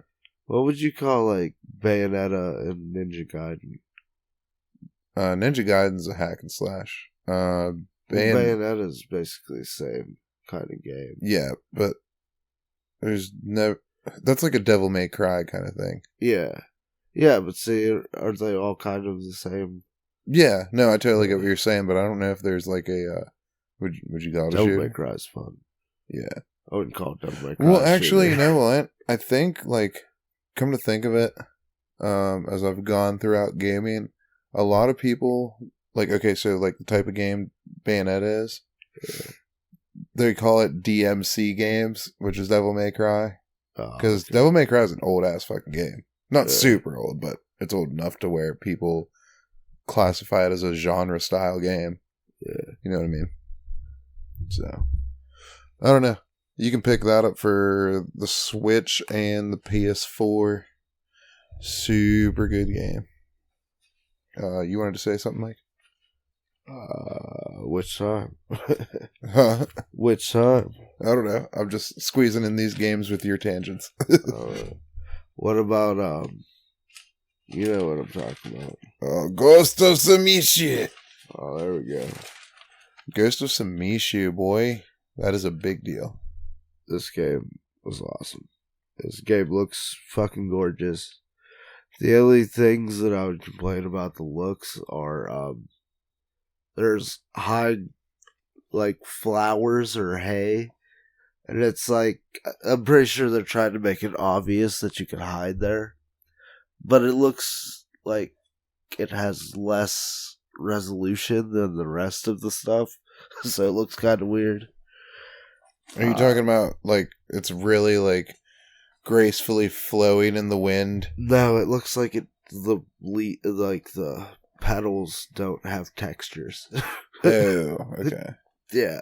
Like, everything else looks like it interacts with the light, and they just, like, change their shade slightly. Yeah, the reason I asked that is because when I saw the trailers for it, like, we both went and bought this game together. But I haven't played it yet because I was in the middle of playing Final Fantasy games. I keep getting wrapped up in them. But everything with those trailers was him galloping on a horse through this tall, wavy ass, blown in the wind grass and shit. Yeah. And I was like, I wonder if that's what he's talking about. If that's like some kind of thing that signals that you can hide in it or something like that. No, there's like normal grass, and then there's like these like flower looking things. That's what looks kind of off. I feel like they showed that in the trailer too, but I'm not sure. Yeah, I'm pretty sure it looks better in the trailer. Yeah, I just remember noticing how fucking pretty that game was. Yeah. It was really pretty. Wow. I remember these, whenever it came out, the game developers were really inspired by old samurai movies. So there's like a mode at the very beginning of the game where it's black and white and there's subs. Because like I used to watch those old ass samurai movies and that's how they always were. Like only black and white and only subbed. Like if you got an American like dubbed one, it would be terrible. It's like, oh, this guy's paid $10 to sit in a hot box for 5 hours. Damn. Yeah. But you could also not do black and white. It was kind of distracting for me because it's like movie black and white. It's not just literally black and white. But you can do just sub mode, which is what I picked. Wherever it's in Japanese, but they're English subtitles. And I think you can just have Japanese as well, and then there's they have the American or English voiceover, and so there's a lot of you have like these crazy missions that you find like in random places, and that's how you get like new special moves and new armors and stuff like that. You have like these ink slide shows while this guy's telling you this Japanese legends and shit. You have like duels with Ronin, like randomly, like they want to kill you because you shamed them, the Straw Hats, and you get like special fucking Ronin armor for beating them. The shame. There'll be like patrols, and you can challenge the patrols and forts and shit, and you get into like this real serious, like back to like the Japanese fucking samurai movies, where it's got this serious moment where they both have their weapons sheathed, and they reach down and just stand there and stare at each other. The first one that makes a move is the one that gets cut in half. Instant death. Yeah, it's instant death, and as you upgrade through the game, it will incite other people to attack you in the group, and you can just instantly kill the whole group, and the last people will be like fucking pissing themselves, crawling on the ground and shit, and running away from you. That's fucked. Yeah. One thing that I noticed in this game, and Days Gone, and Horizon Zero Dawn, was that I miss the fuck out of playing Elder Scrolls games.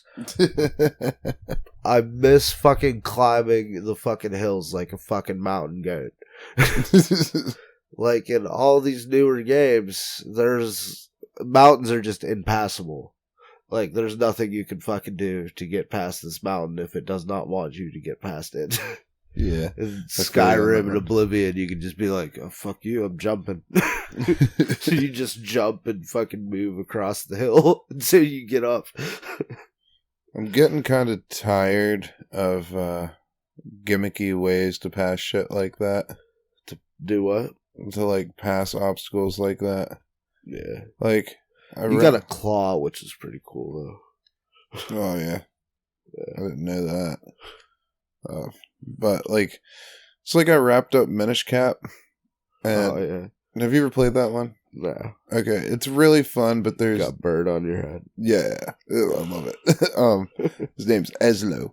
The bird. That looks like a hat. Yeah, like, the gimmick in that Zelda game, because every fucking one of them has one, it's like certain puzzles. There's only like 4 or 5 in the game that you have to actually do it with. Yeah. You jump into it. You have to find an area where you can jump down into something like a pod or like these weird little boxes, and you can shrink down into a tiny thing, and then it does these great fucking like your world is now just like all those plants. Yeah, dude, you're in a forest right now, but really you're in like a foot of plant and shit like that. Yeah. Well, eventually you have to do that shit to go through holes to solve puzzles in dungeons. Like, dude, why are these even in here? Like, that doesn't even make any sense at all. Kind of break up the game flow is what it sounds like. What do you mean? Oh, yeah. Yeah. Yeah, okay. Yeah, I got you.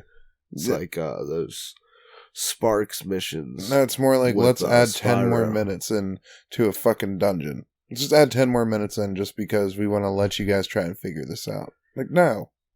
You remember you had, in Spyro, you had to get those eggs with Sparks? That's exactly what it's like. Yeah. That's what it sounds like. Except finding your way through a dungeon, like half the dungeon like that. Yeah. I get that. That's not fun. But it is a great game. Yeah. So, I mean, that's just one thing that gets on my nerves. You guys might like it. I don't like it, but whatever. It's not your type of game, bro. Definitely not. You could also... There's foxes running around and shit to hang out with. Like they're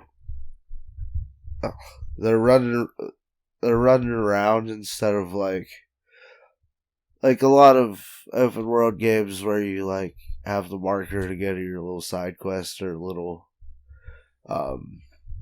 thing of interest. Like you'll just be following a line or some shit. In this game's way to deal with it is called a guiding wind, and you'll press like the up button, and it will, the wind will blow in the direction, and you'll have like the little breeze marks and shit, and all the grass and everything, and the trees will all blow one way, the direction you're supposed to go. And for the hot springs, which increase your health, and you also can choose to meditate on what's happening in the story, and you get a choice on which aspect. So you can worry about like certain like existence, or worry about like the point of honor and how your family is and everything like that. How does that benefit you, like, just doing that? I'm curious. I've heard about, like, you can choose to meditate on this. Like, I've heard about that before. Does it benefit you? I don't know if the specific things that you choose benefit you, but the hot spring gives you health bonus, so. Yeah. There's these things called, like, there's some mystic fucking thing. You do haikus, and you get to pick what you say in the haiku. Like, there'll be little like circles on certain parts of the environment that you're staring at, and there'll be a set of words whenever you go up to look at it. And so you can kind of select what your haiku will say. You'll get a headband with the haiku on it, which is the customization of your outfits is pretty interesting. Like, a lot of the main armors, like, you'll get, like, superfluous, like, masks and headbands that don't really give you any bonuses, but so you can switch it out with other stuff that you think is better looking. And there's a bunch of different dyes that you can get. And there's, like, totems out in the middle of nowhere where you can get different sheaths for your sword and your dagger. Just like most open world games, you can craft a bunch of different things to mess around with. There's like wind chimes and bombs, and you have flammable arrows. I think you have explosive arrows too. I forget. I was playing like Shadow of Mordor, so I might be accidentally thinking that you could like poison stuff too. I forget exactly how it goes. I mean, you are a ninja. I'm sure there's poison in there. Yeah, but there's poison blow darts that make people like go aggro and just start attacking their allies and shit. There's poison darts. That's some fucked up shit, man. Yeah, I'm pretty sure there's smoke bombs too. That's always fun. Do you have like grinded up glass shit? I don't know if you have that. You can do the badass thing they always fucking show in like animes and the fucking samurai movies, where like you can see the outline of the person in the shadow standing in front of the paper doorway because it's Japan, and you stab through the fucking doorway and shit, like right through the fucking door. Isn't that Kill Bill shit? Yeah. Well, Kill Bill's playing homage. The AI in this is very intelligent. And like instead of, oh, this enemy's harder because it takes 25 million hits, and it only takes one hit to hit you. They have like different move sets that they all do, and you have to use different strategies, and there's different what are they called, positions or whatever. Like there's like normal samurai position, there's like this turtle position that's good for breaking people that have heavy cover, like shields and whatnot. And then there's like a style for fighting with spear people, and like the last one is pretty awesome too. It's like the heavenly style. That's more like, if you're really good at dodging, you can take advantage of it and like kill people pretty easily with heavy attacks. Dark Souls, that shit. Yeah, kinda. Well, like, you have to pay very close attention to how the enemies are moving because they will surround you. and they will beat the fuck out of you. And whenever you get knocked to the ground, they'll kick you and stab you. Like, you'll get your ass fucked up in this game if you fuck around. They're kind of easy to lose, though, in the stealth. But once you've killed somebody, they will relentlessly search for you. I think there's a few times I might have been able to cheese it by, like, climbing up on a really high tower and, like, shooting arrows halfway across the, like, city that we're in, or the fort that we're in, and, like, getting headshots. Because, so you can be badass with your arrows. That's fun. I always like playing, like, an archer character and shit. Oh, yeah. In RPGs. It's another, like, Skyrim fucking... Yeah, exactly. Elder Scrolls thing I want to be. Exactly. Should be like an orc archer. Oh, hey, Make no sense. Yeah, I told you those, foxes lead you to shrines? Yeah. Well, guess what leads you to the hot springs? Foxes. Now, you'll be riding along on your fucking horse in this beautiful game that you can't help but stop and stare at sometimes when all the sakura petals are falling on you. But, fucking golden eagles. Golden eagles? Yeah. You'll just be riding and a golden eagle will start flying next to you. And then they'll lead you to a hot spring or to, like, these bamboo things where you have to get the button placement correct and you cut through, like, 7 shafts of bamboo in one swipe. Sweet. Yeah. I am going to have to start that game at some point. Oh, yeah. It's so much fun. It's like, well, what leads me into this one is, like, I always heard about Dragon Quest. I was like, oh, you can get the very first one on your iPhone. I was like, yay, I'm going to try it. It's $3. What is there to lose? So I buy it, and anytime I take a shit at work, just like, dude, playing that shit. Every time I'm doing something, playing that shit. Like, when I'm not doing anything, I just got, like, wrapped up in it. And it's just, like, the most basic fucking game ever. It was made on the NES. Like, you wouldn't think something like that would be that good, but dude, it is so much fun, and I don't know why. They just do it different. Like, you're walking around your random encounter. One enemy pops up. You take turns attacking each other. That's it, or you can use a spell, you can heal. It's just, it's way more fast-paced for some reason. I don't know. But it's really fun, but I started the second one, and then I realized on the Switch, the newest one, Dragon Quest XI, Definitive Edition was out, and I was like, fuck it, I'm gonna buy it and try it. That game is so fucking pretty. That game is nothing. All the Dragon Quest games, from what I've seen, like in videos, reviews, and everything, is just straight up color, Akira Toriyama art, the guy who made Dragon Ball Z. Just fucking... Those games are nothing but charm. The enemies are fucking goofy. They're fun. Like, slimes. Yeah, the slimes. Like, anything is just, like, fun. Like, it's weird. It's a good-ass fucking game. I'd hope we could play that Dragon Quest XI at some point soon. Yeah, I do want to do that. Yeah. Looks interesting. Dude, you were going to have so much fun. I think I might have watched part of it on the stream. Oh, yeah?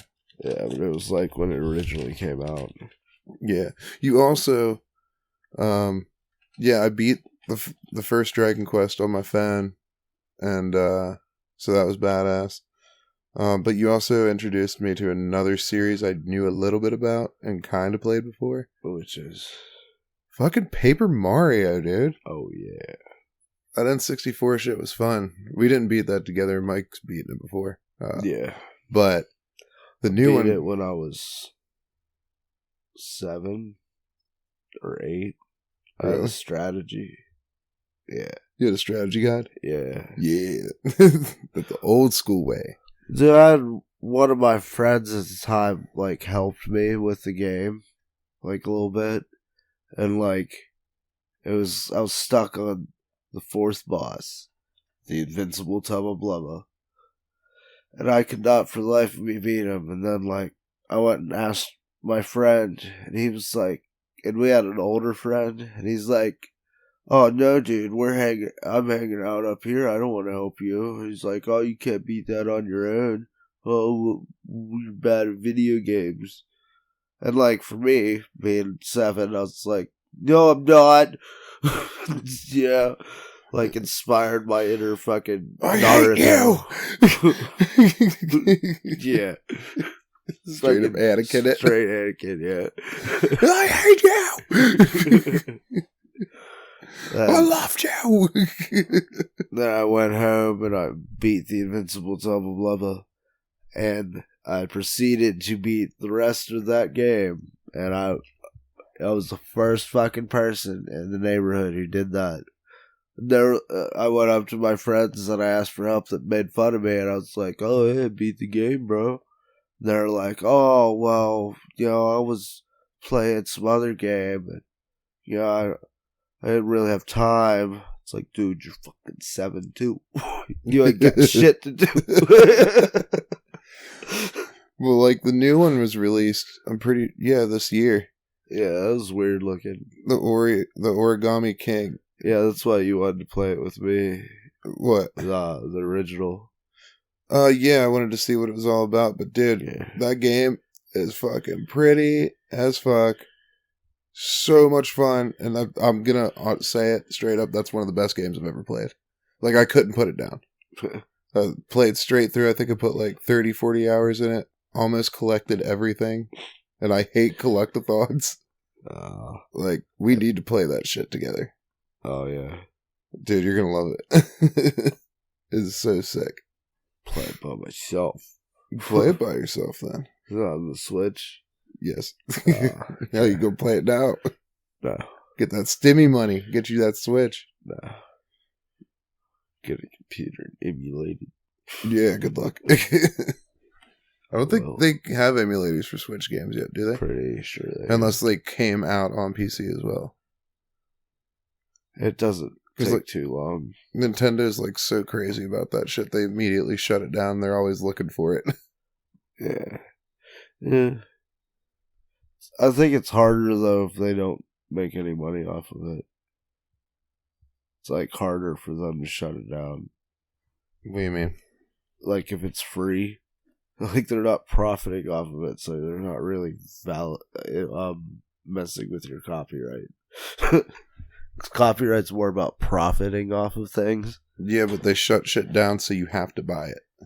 Yeah, but I don't know. Because like a lot of those emulators have been around for fucking ever. Yeah, but these are popular as shit. These are a little bit different though, because like it's newer, so it's like, oh, can't be like this shit just came out. How fucking dare you touch my shit? Yeah, but it takes like maybe 2-3 years for emulators usually. I think, yeah, it does take some time. Yeah, I don't know. For everything, so I'm surprised you haven't played Kirby Planet Robobot. That's a mouthful. Well, yeah, I know. Well, you love Kirby, and you get to be in like a cool robot suit. Kirby sucks. Oh yeah, crystal shards, motherfucker. No, Kirby sucks. Oh. Named him after that lawyer that saved him a shit ton of money or some shit like that. Yeah. Yeah. It was like, I always thought it was named after the vacuum, and it was actually, they named it after one of their lawyers that like helped them out in like a big ass case. But yeah, dude, you get to be like a fucking big ass robot every once in a while, and you get like the same techniques, but like different style because, you're a robot. That game was fun as shit. I played it. Beat that one this year too. That was fun. Is that also for the Switch? No, that is on the 3DS. You could buy it. But like Nintendo does, we keep our shit at max price on our store. So go get that hard copy for way cheaper. Oh, yeah. That's ridiculous. Sony does that sometimes, too. It's cool that, like, all the Wii games, like a shit ton of them, drop, though. Because, like, remember, we played Warrior Smooth Moves. We beat that. Well, like, until, like, 2 years ago, GTA 5 was $60. Yeah. And I hate that specifically because I hate GTA. 2014. Yeah. GTA is just not my kind of thing. But for some reason, I like True Crime Streets of LA. Couldn't golf in that game. No, I don't think so. So I was replaying San Andreas not too long ago. I was just playing pool. How many weird-ass sports can you play in GTA? On 5, you can play golf and tennis. I think that's it. You can do yoga. There's not, like, as many interesting stuff that I remember from that. You can do base diving, which is awesome. But you can do base diving in San Andreas as well. Yeah, I was gonna say. Sorry about that. That it was. I'm pretty sure I remember seeing it in an older GTA, and usually San Andreas had all those goodies, so that was kind of gonna be. San Andreas is amazing. You got like a purple or a pink backpack in San Andreas for your base jumping. What was the big thing? Like, wasn't it like stealing a helicopter or a jet or something? And what? San Andreas. You stole a fucking jetpack. Oh, that's what it was. Okay. From a fucking military base with a crazy fucking hippie in the middle of the desert. That game is so fucking great. There's just so many good things about it. There's a golf course in it, but you can't play golf. That's so disappointing. Is the golf even good in GTA 5? Yeah. Like, is it just like normal golf? Or is there something like fucking stupid about it? You get all the clubs, and it's just normal. I'm pretty sure GTA 5 is supposed to be a replica of LA. So I'm guessing that might be an actual golf course. That'd be sweet. They got the rights to it, yeah. Yeah, they did that with the Getaway in London. They made like... Oh, yeah, I heard about that. Yeah, dude, those two games are pretty fucking good. I don't know if it looks good anymore. Oh, no, not anymore. No. But for its time, man, those games are fun as shit. Yeah. Is that Mafia 1? It's set in, like, World War I times, so you have, like, these fucking crazy cars. Like, the original racing cars where they're just, like... I don't even know how to fucking describe it. They're just wheels with like this fucking like was it convex or whatever, like the part of the eyeglass that sticks out, like that was both sides, you know what I mean? Yeah, I know exactly what you're talking about. Like it's skinny teardrop that's the same on both ends, however you want to say it. Yeah. There's actual names for those fucking shapes. Yeah, they were mathematicians. Fucking race cars that... Well, I mean, even today's race cars look like fucking crazy weird too, but not like that. Like you're like talking about... Formula 1 cars and shit. Yeah, you're talking about like... I'm pretty sure you're thinking of... It's like a long, slender body. Yeah. And some wheels. Yeah, with wheels sticking out of it. Yeah. Just like completely fucking unsafe. Like nothing's protecting you at all. Yeah, the race in Mafia 1 was ridiculous. Because, like, the Mafia games are kind of GTA-esque. Yeah. But they're more realistic. So, like, in Mafia 2, if you get into a car wreck going 50, you're dead. It's what, 1930, so there are no seatbelts and cars are literal fucking blocks of metal. Yeah. Did you ever play The Godfather? Nah. Dude, like, I've played Mafia 3 and I've played Godfather 1 and 2. Those two Godfathers on the original Xbox were fucking awesome. Like, they're really, really fun. They got good quotes, though. Yeah. You can, like... Okay, so there's, like, a shit ton of businesses in, like, the, on the map that you're in. And if you can do it right, you can get the most amount of money. You run in there, and you just grab the owner up, and you pull your fist back, and it'll show like a rating of how much money he's going to give you. Then you can risk it and punch him, and he just won't give you any money, and you'll never be able to like extort that dude. But you can just keep testing your luck, and like I did everything in the game, 100%ed it completely, and up until that point, and there was this one fucking shop owner who I just couldn't test enough to fucking give me money so I could have all the shops in the entire fucking map extorted. And he was like, I gave you fucking shit. The cops show up and he pulls out a gun or some shit like that. I was like, you fucking piece of shit, damn it. That reminds me of Scarface. Like when you buy drugs, there's like or you deal coke, there's like a meter that you have to, like a little mini game thing that you do to get the coke. Like if you do it bad, you get a lower price and shit. Wow. It's like how you make money in that game is sell cocaine. Is it a good game though? Yeah, that game is really? so ridiculously funny.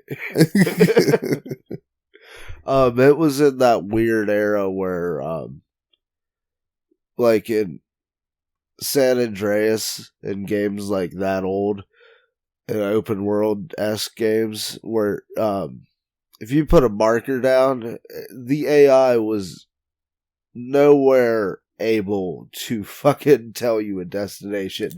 Like, this was way before GPSs were even a real thing in real life. So, like, there wasn't an AI for the mini map to draw a line through the traffic. You just you'd put a marker, and then you would like, okay, this is a grid. We'll go down this way until it's like center, and then I'm going to find a road that goes straight to it. But like, that game was in those really awkward, like the in-between times. So you had this line that jumps all over the fucking place every time you move. Yeah, I know what you're saying. Yeah, it tells you real long, annoying paths to get somewhere sometimes. Yeah. It was fun, though. You had your, like, blood rage, and it was full of fucking quips from the fucking movie. So, do you have any honorable mentions before we shut this out? I got a couple, but, I mean, you can go first. You played, like, what, 60 games or some shit this year, your PS4 log? Yeah, about 50. Oh, 50. I have other games to even talk about. Because that was just ones that I could find from, like how the PS4 logs games. You can kind of find, like, trophies. Like, the trophy list will be, like, more recent games that you played first. Yeah. And certain things like that. And I just kind of did that to find, like, what games I played. Because there's no way I'd remember any of these. Yeah, you play a lot of, like, those indie games and stuff. Oh, yeah. I started trying to get into them and stuff, like What the Golf? Like, where you are the golf ball and random ass shit happens. Oh, I've heard that was a pretty good game. You and me played it, remember? Oh, yeah. You were like, what the fuck's this shit? Then you started playing it, you're like, Oh, yeah. Yeah, because me, you, and your son, and Casey played it, right? Yeah. It's like you gotta smack the ball, like, with the club.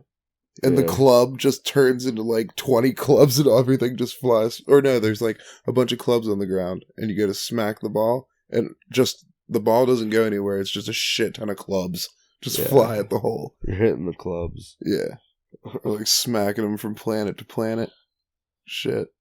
That game's so fucking weird. Fun as hell, though. I got a lot more games to cover, truthfully. Well, it is, like, almost 6 in the morning. Yeah, I know. But, I don't know, I guess I can break up these every once in a while. Yeah, definitely. But, let's see. So, an ender that I can talk about for, what, 10, 20 minutes? Go for it. Let's do Control. Alright, cool. I'd like to hear more about Control because I really did want to play it. whenever kept saying unforgiving earlier, that is my first note for this game. In what way? A good or a bad way? It just beats the fuck out of you. Like, I don't know, like good, bad. Sometimes it's good because it's like keep you on your toes thing, but there's certain enemies that are just fucking ridiculous.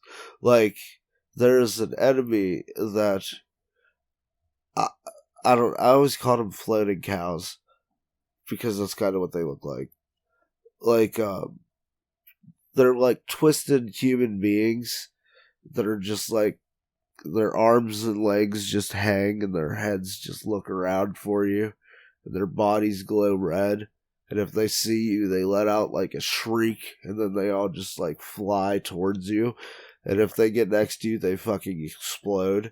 And since whenever they shriek, it calls all of them, the fucking, one will explode, knock you on the ground. And then right as you get up, another one will fucking be right there. And they let out a shriek right before they explode. Yeah, like, when I say like, so you don't like unforgiving games then, essentially, correct? That wasn't my problem with it. Oh, okay. Well, it's just very descriptive of this game. It's a problem you would have with, like, whenever I was telling you about World of Final Fantasy. If you get stun locked into oblivion, yes, that is bad. That is very bad. Yeah. I mean, it's a totally different way of, like, unforgiving. So, like, in World of Final Fantasy, like I was telling you, you catch the monsters with, like, Pokeball type things, but they're not Pokeballs. It's just called Prismariums or something like that. Yeah. And you're catching the fiends from all the classic Final Fantasy games. Really pretty game, whatever. But the cool mechanic is you stack them on your head. It's goofy and ridiculous as fuck. But it's just a really fun game. So you got to strategize everything perfectly or you could get totally fucked by something. So, like, very much like that, where, like, for the littlest mistake you will pay for. Yeah, and if you, like, you want to stack, like, your magic, so, like, if the two monsters you have fire, you'll have Fyra or Fyraga because you stack those ones. It's just like that.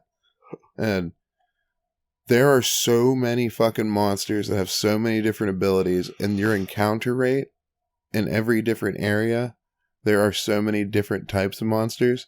And if you are underleveled, and you could be underleveled mid-game, like heavily, and get your fucking shit kicked in. And it's all on a random encounter kind of deal. But, I mean, that story is good on that game. I don't know. Everybody should probably check that out, but I don't know. You said I don't know about playing it. Yeah, I know you hate the art style. It's a chibi art style. I mean, it's not for everybody. It's really not. That game is just so ridiculous. It's fun. So, I mean, I don't know. But unforgiving, yeah, I totally get what you're saying. That's like the kind of unforgiving I'm talking about. Yeah, this is like every form of unforgiving. Like, just the littlest fucking mistake. Like, you'll miss, like, the floating cow things, as I call them. Like, if you miss their head and accidentally shoot them in the back of their leg, instead of them flying backwards from the shot of them dying in the momentum, they'll shoot kind of to your right or to your left, and then they'll explode and hit you. What the fuck? Yeah. Why does everything, like, just fly at you when you shoot it? Like, even if you shoot it in the front, it just flies to you? No, if you shot it in the head, but, like, because of how they move, you can accidentally shoot them in, like, their leg, because their back leg, because it's where how their bodies, like, slithers, kind of. And they'll, like, since that's where they got shot, they'll, like, spin around from the back and land closer to you than if you got, like, a dead-on shot at the front of their body. Oh, okay, I see what you're saying. Yeah. Because their bodies are, like, elongated instead of being standing up straight. They're just like, like cows. Four-legged animals. The puzzles are fucking interesting as fuck, dude. Like, there's a puzzle with a light switch. You get into a normal room, and you pull on the light switch. The room changes into a completely different room with, like, all these in different colors, and there's, like, things or different screens on the walls or pictures, and the pictures, like, tell you what's happening in the future. And you, like, keep hitting the light switch until you eventually are in the room you're supposed to be in. And there's, like, this transitional hotel room that you always go into. And you have to go into different rooms in the hotel and make one room look like, put it in the exact order that the other room's in. And then you unlock the new door. It's really interesting with the puzzles. Like, this game is, like, how ridiculous the fuck certain shit is. And it definitely makes up for it with how creative a lot of the stuff gets. If you know what SCPs are, they're, it has SPC like craziness, which is like normal items doing abnormal things.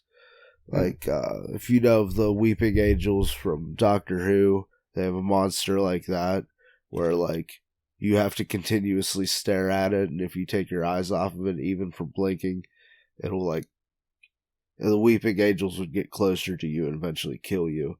But this game, it's a refrigerator, and if you don't stare at the refrigerator, and it will suck your life force out. What? Yeah. What is this game about?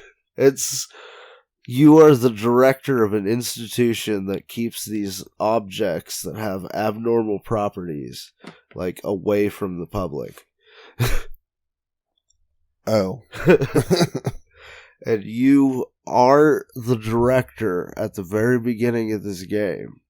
And the director before you just killed himself. And you're in there and you get his weapon. And his weapon is this gun that transforms into other guns. It is a badass fucking... Like, the design of it is pretty neat. The whole concept to me is, like, I love it. See, I always thought you had, like, psychic powers in that game or you something. You do. Oh, sweet. Yeah. There's certain enemies that you fight that have special powers like flying and telekinesis and things like that. And whenever you beat them, you steal their powers. Now, do you get to keep them for the whole game, or is it like Kirby style where you get it a little bit at a time and that's it? No, it's like you're gradually introduced to new powers in the game by fighting bosses that upgrade your powers. Yeah, okay. Yeah. And there, on top of that, there's a bunch of side bosses in this game that are ridiculous.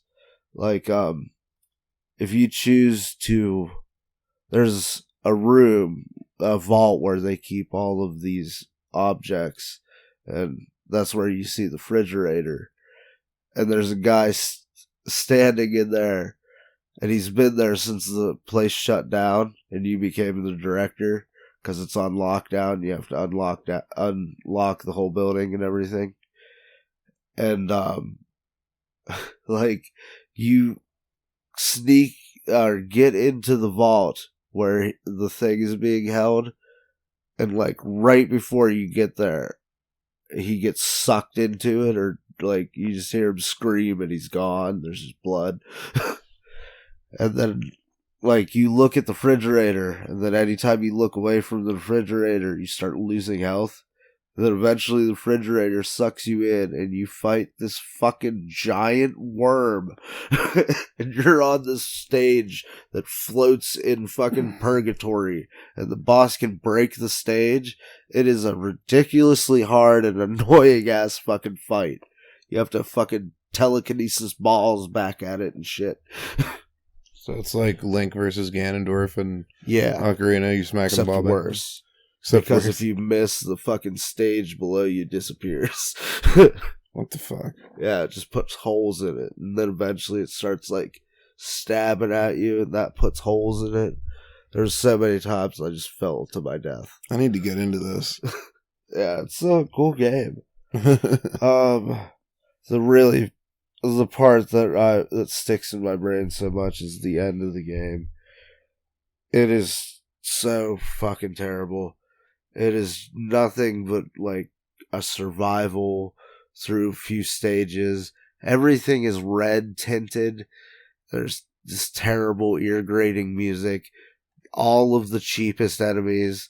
Like, you get swarmed with those exploding cows. It is terrible. And since everything's tinted red, there's so much shit on the screen.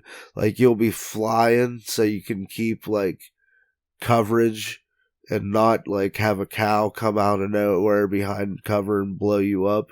So you're floating, and then you'll land on a cow instead. And it'll still blow you up. Like, this sounds ridiculous. Yeah, this game is like so much fun, but there's so much like just bad game design where it's like, we need to make this hard. How do you do that? We make these really fucking annoying enemies that dodge your attacks and float in the air, and then we have enemies that track you on the ground and explode. What the fuck? Yeah. That does not sound like... Well, it does sound kind of fun. It's challenging as fuck, but it's a mindfuck story. It's like existential kind of, what is the meaning of life? What are we kind of thing. Yeah. With all these crazy, like, SCP-like things. If you don't know what SCPs are, what is it? Secure, Capture, Protect, I think that's what it stands for. SCP organization. It's independent writing thing. It's pretty interesting. There's a bunch of different stories under that. I think this game and a bunch of other games were inspired by it. Alright then. Yeah. I also beat Bioshock on very hard, wrench only. Yeah. Yeah. That is brutal. It was great. Yeah, as soon as you started telling me about that, shit. My bad. I was watching YouTube videos of people trying to do that. I was like, fuck that, dude. Yeah, it's that ridiculous. just seems like punishing. Yeah. Just purposely just fucking you. It's so satisfying when you hit him in the head, because it always stuns him. How many times do you have to hit an enemy with the wrench? So, like, it all matters what it is and where you hit him. Are you talking about Bioshock 1 or 2? 1. Oh, God. Yeah. You have a drill in 2, so. Oh, that's cool. Yeah, that's your melee, because you're a big daddy. Yeah. Well, that's what we got for the old 2020. Mike, how did you feel about the entertainment that you had observed in 2020? I felt pretty good about mine. Me too. Well, at least it wasn't a total loss of a year, I guess. I wish I would have had, like, a game like Saints Row 4 come out again, or it's just, like, this total turn upside down of a gaming genre, or of a series.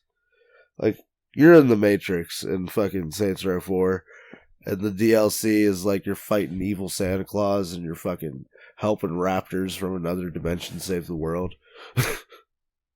Yeah? Yeah. We're about to get laryngitis, I can feel it. Yeah, my cough has gotten worse throughout this whole entire recording. Yeah. So I think it's about time we wrap it up. Adios, muchachos. Adios, but what do we say before we say adios? We say... You this is want some corn with that beef? Yeah. Fries with that shake? And by fries, we mean Spotify, Oh. iTunes, Purple Icon, podcast app, Owltail, whatever the fuck that is. You just look us up on Google. Tattered Couch Podcast. Follow us on the Facebook group, Tattered Couch Podcast group. You can add me on Facebook. I don't care. Mitchell Lucas. You won't find Mike. No. Oh no, he's off the radar. I don't like people. Yeah, he not really. No. Mental talks, I don't. Sometimes I put him in a cage. If you have something to tell me, tell him. I put him in the cage sometimes whenever visitors come because he might bite at him a little bit. I live in the basement. Yeah. I get out more than dogs because they eat. Well, yeah, you like everything. to frolic with them. Yeah. And when Zelda paws your face, all cutie, and Link jumps on your back. You guys knock a certain amount of times when you get back because I'm just running around naked with your dogs. Yeah. He likes to pee in the kettle. We don't get mad at him for it, though. He can't control his bladder. I wipe it up. It's all good. I use Zelda. All right, guys. Well, thanks for listening. See you later. Fuck you, 2020. Yeah.